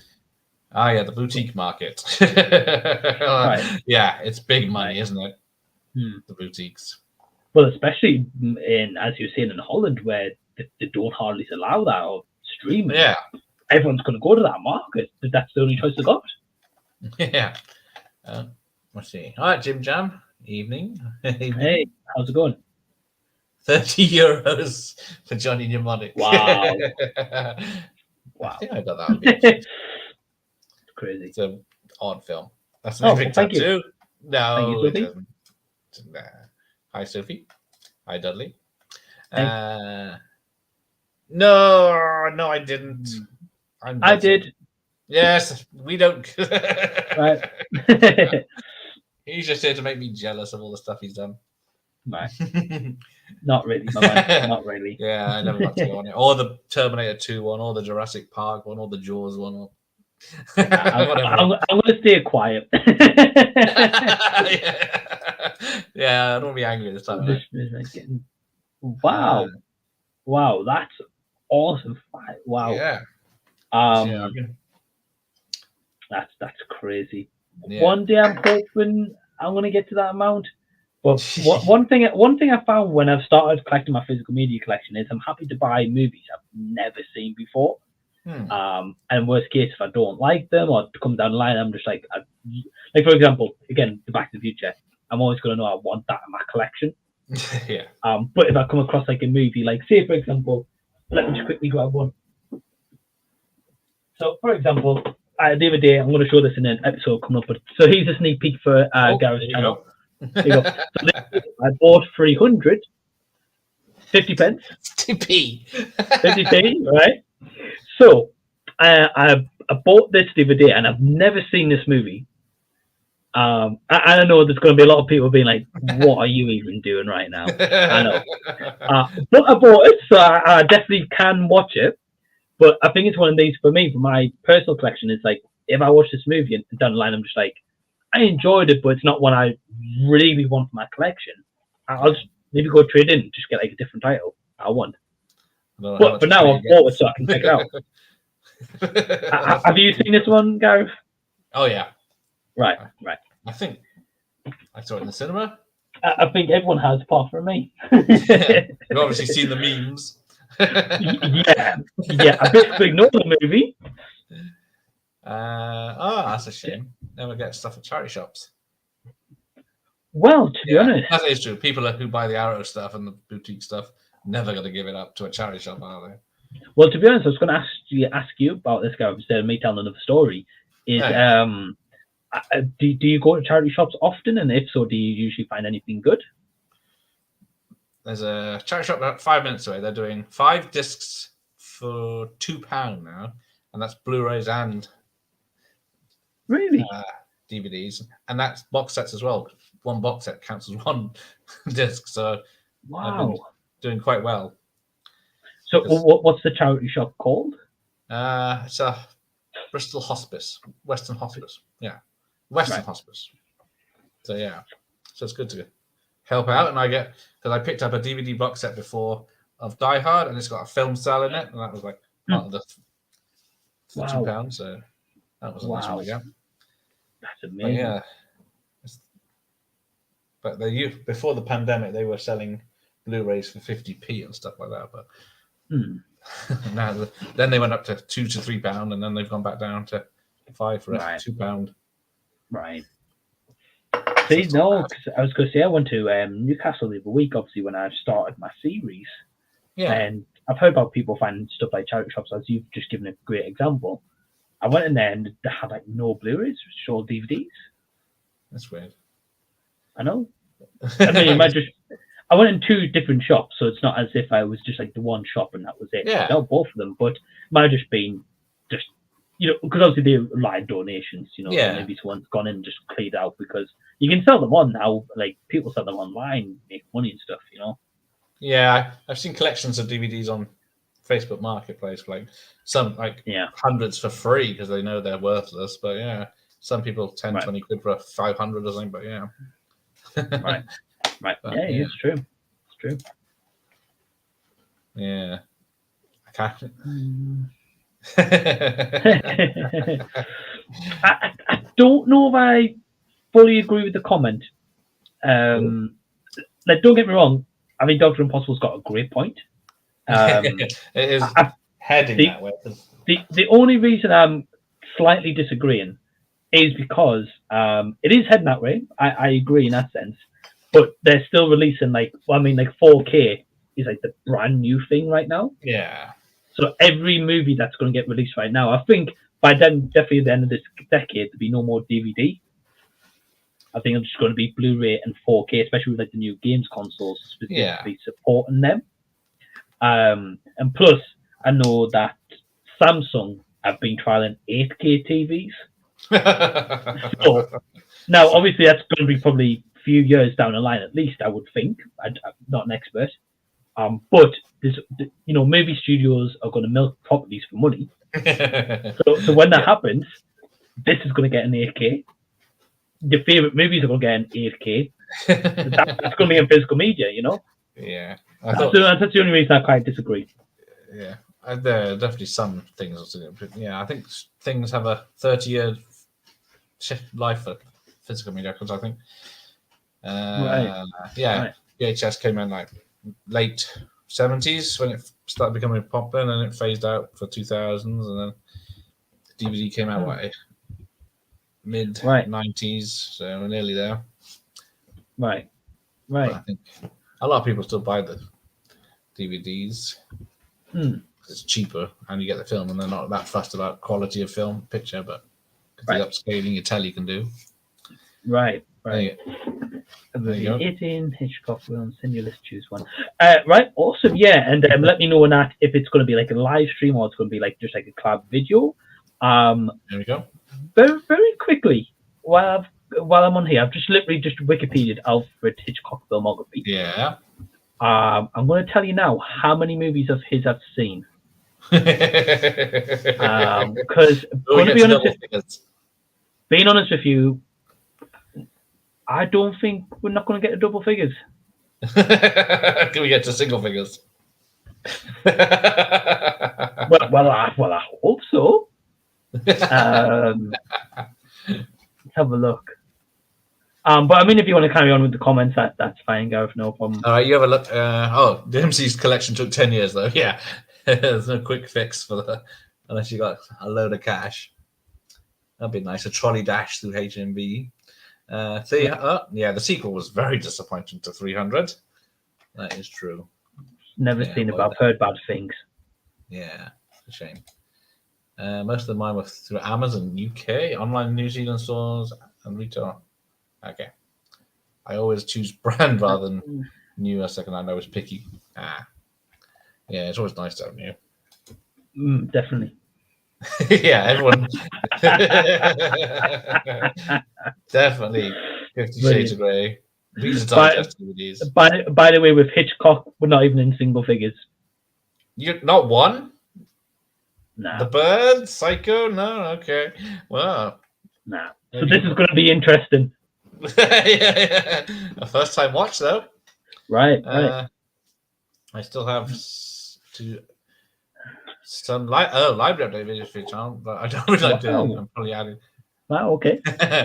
Yeah, because I'm guessing that many titles in one go is going to be a big video to make. There's going to be a lot of effort for that. Right. Yeah. Hold up with about 10 Blu-ray videos. Ordered up with 10 Blu-ray and DVD players in the closet unopened when they stopped making them. Right. Yeah, I should have done that with VHS. Right. Last tape I saw was in 2007. Yeah. Wow. Okay. Yes. I think 2004 was pretty much the cut-off for making them. Oh, okay. I think at my mum's house I've got a couple of VHSs actually. Can't tell you what. Probably but I Titanic. think Everyone's got Titanic. I remember back in the day we had the Mr. Bean collection ones with a different colour box yeah. set. Oh yeah. Frenzy and Rebecca, okay. Hitchcock films. Yeah.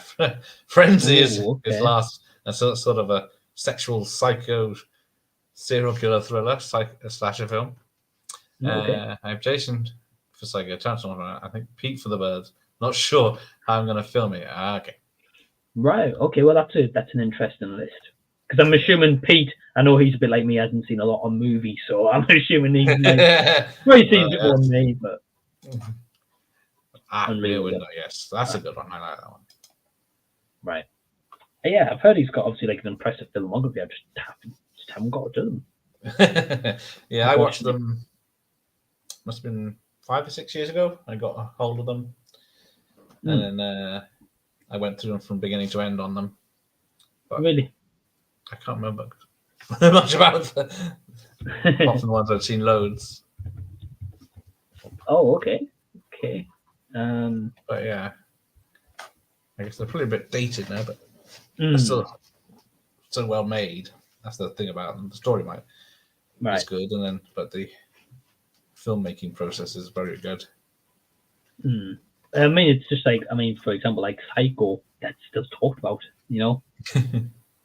But yeah, I definitely will watch them. Because I think Psycho's getting a re-release in cinemas, if I'm not mistaken. So if it does, I'll be there. Right. Or if I can find a Blu-ray, even. There you go. North by Water, that's the quickest ending to a Hitchcock film ever. Yeah, it does get resolved quite easily. Okay. That's cool. Yeah. That's cool. Oh, hang on. Pete has seen The Birds before. So there you go. Right. Seen one. That's a good one. Well, he's beat me. Birds 2 is terrible, but that's cool. Cool. Right. But yeah, man, I'm going to have to head out because I've got work early in the morning, 8 o'clock. No problem. I was going to wrap it up because it's a school night. Yeah. Hitchcock is the only film I have in my collection. Psycho. Also the other ones from Psycho up to Psycho 4 don't have the Psycho remake, which will stay that way. Well, yeah, I guess I don't think it's any box set of Hitchcocks there. It's a safe bet you won't get that unless you really want it. Right. Later in my go. Hey, see you, man. Thank you for tuning in. Yeah. Thank you, everyone, for watching. Oh, that's a good idea. I would like to see that. I've got a few Hitchcock films. I'll see which I've got, and I'll let you know, Sophie. All right, that's a good idea. All right. Well, thanks for Mike for joining me, and thanks for everyone in the comments and joining us. Yeah. And Mike said he'd be back, so I'm holding him to that. Yeah, definitely going to be back for Back to the Future 3. I'm excited for that one. That's going to be. Oh, there you go. Lifeboat, I Confess. Oh, I Confess is number 4. Rear Window. And number 1, Vertigo. Well, yeah. It's an unusual story, Vertigo. North by Northwest was number 2. Yeah, that's a good one. Yeah, that top 3 I know quite well. All right. Oh. Bates Motel with Bird Court. Oh, dear. That's a 1985. I think it's even a rip-off, isn't it? I don't think it's actually part of the series, but yeah. Okay, later. Bye-bye. Hey. Bye to everyone. Bye, everyone. Thank you for tuning in. Next time in the future. See you then.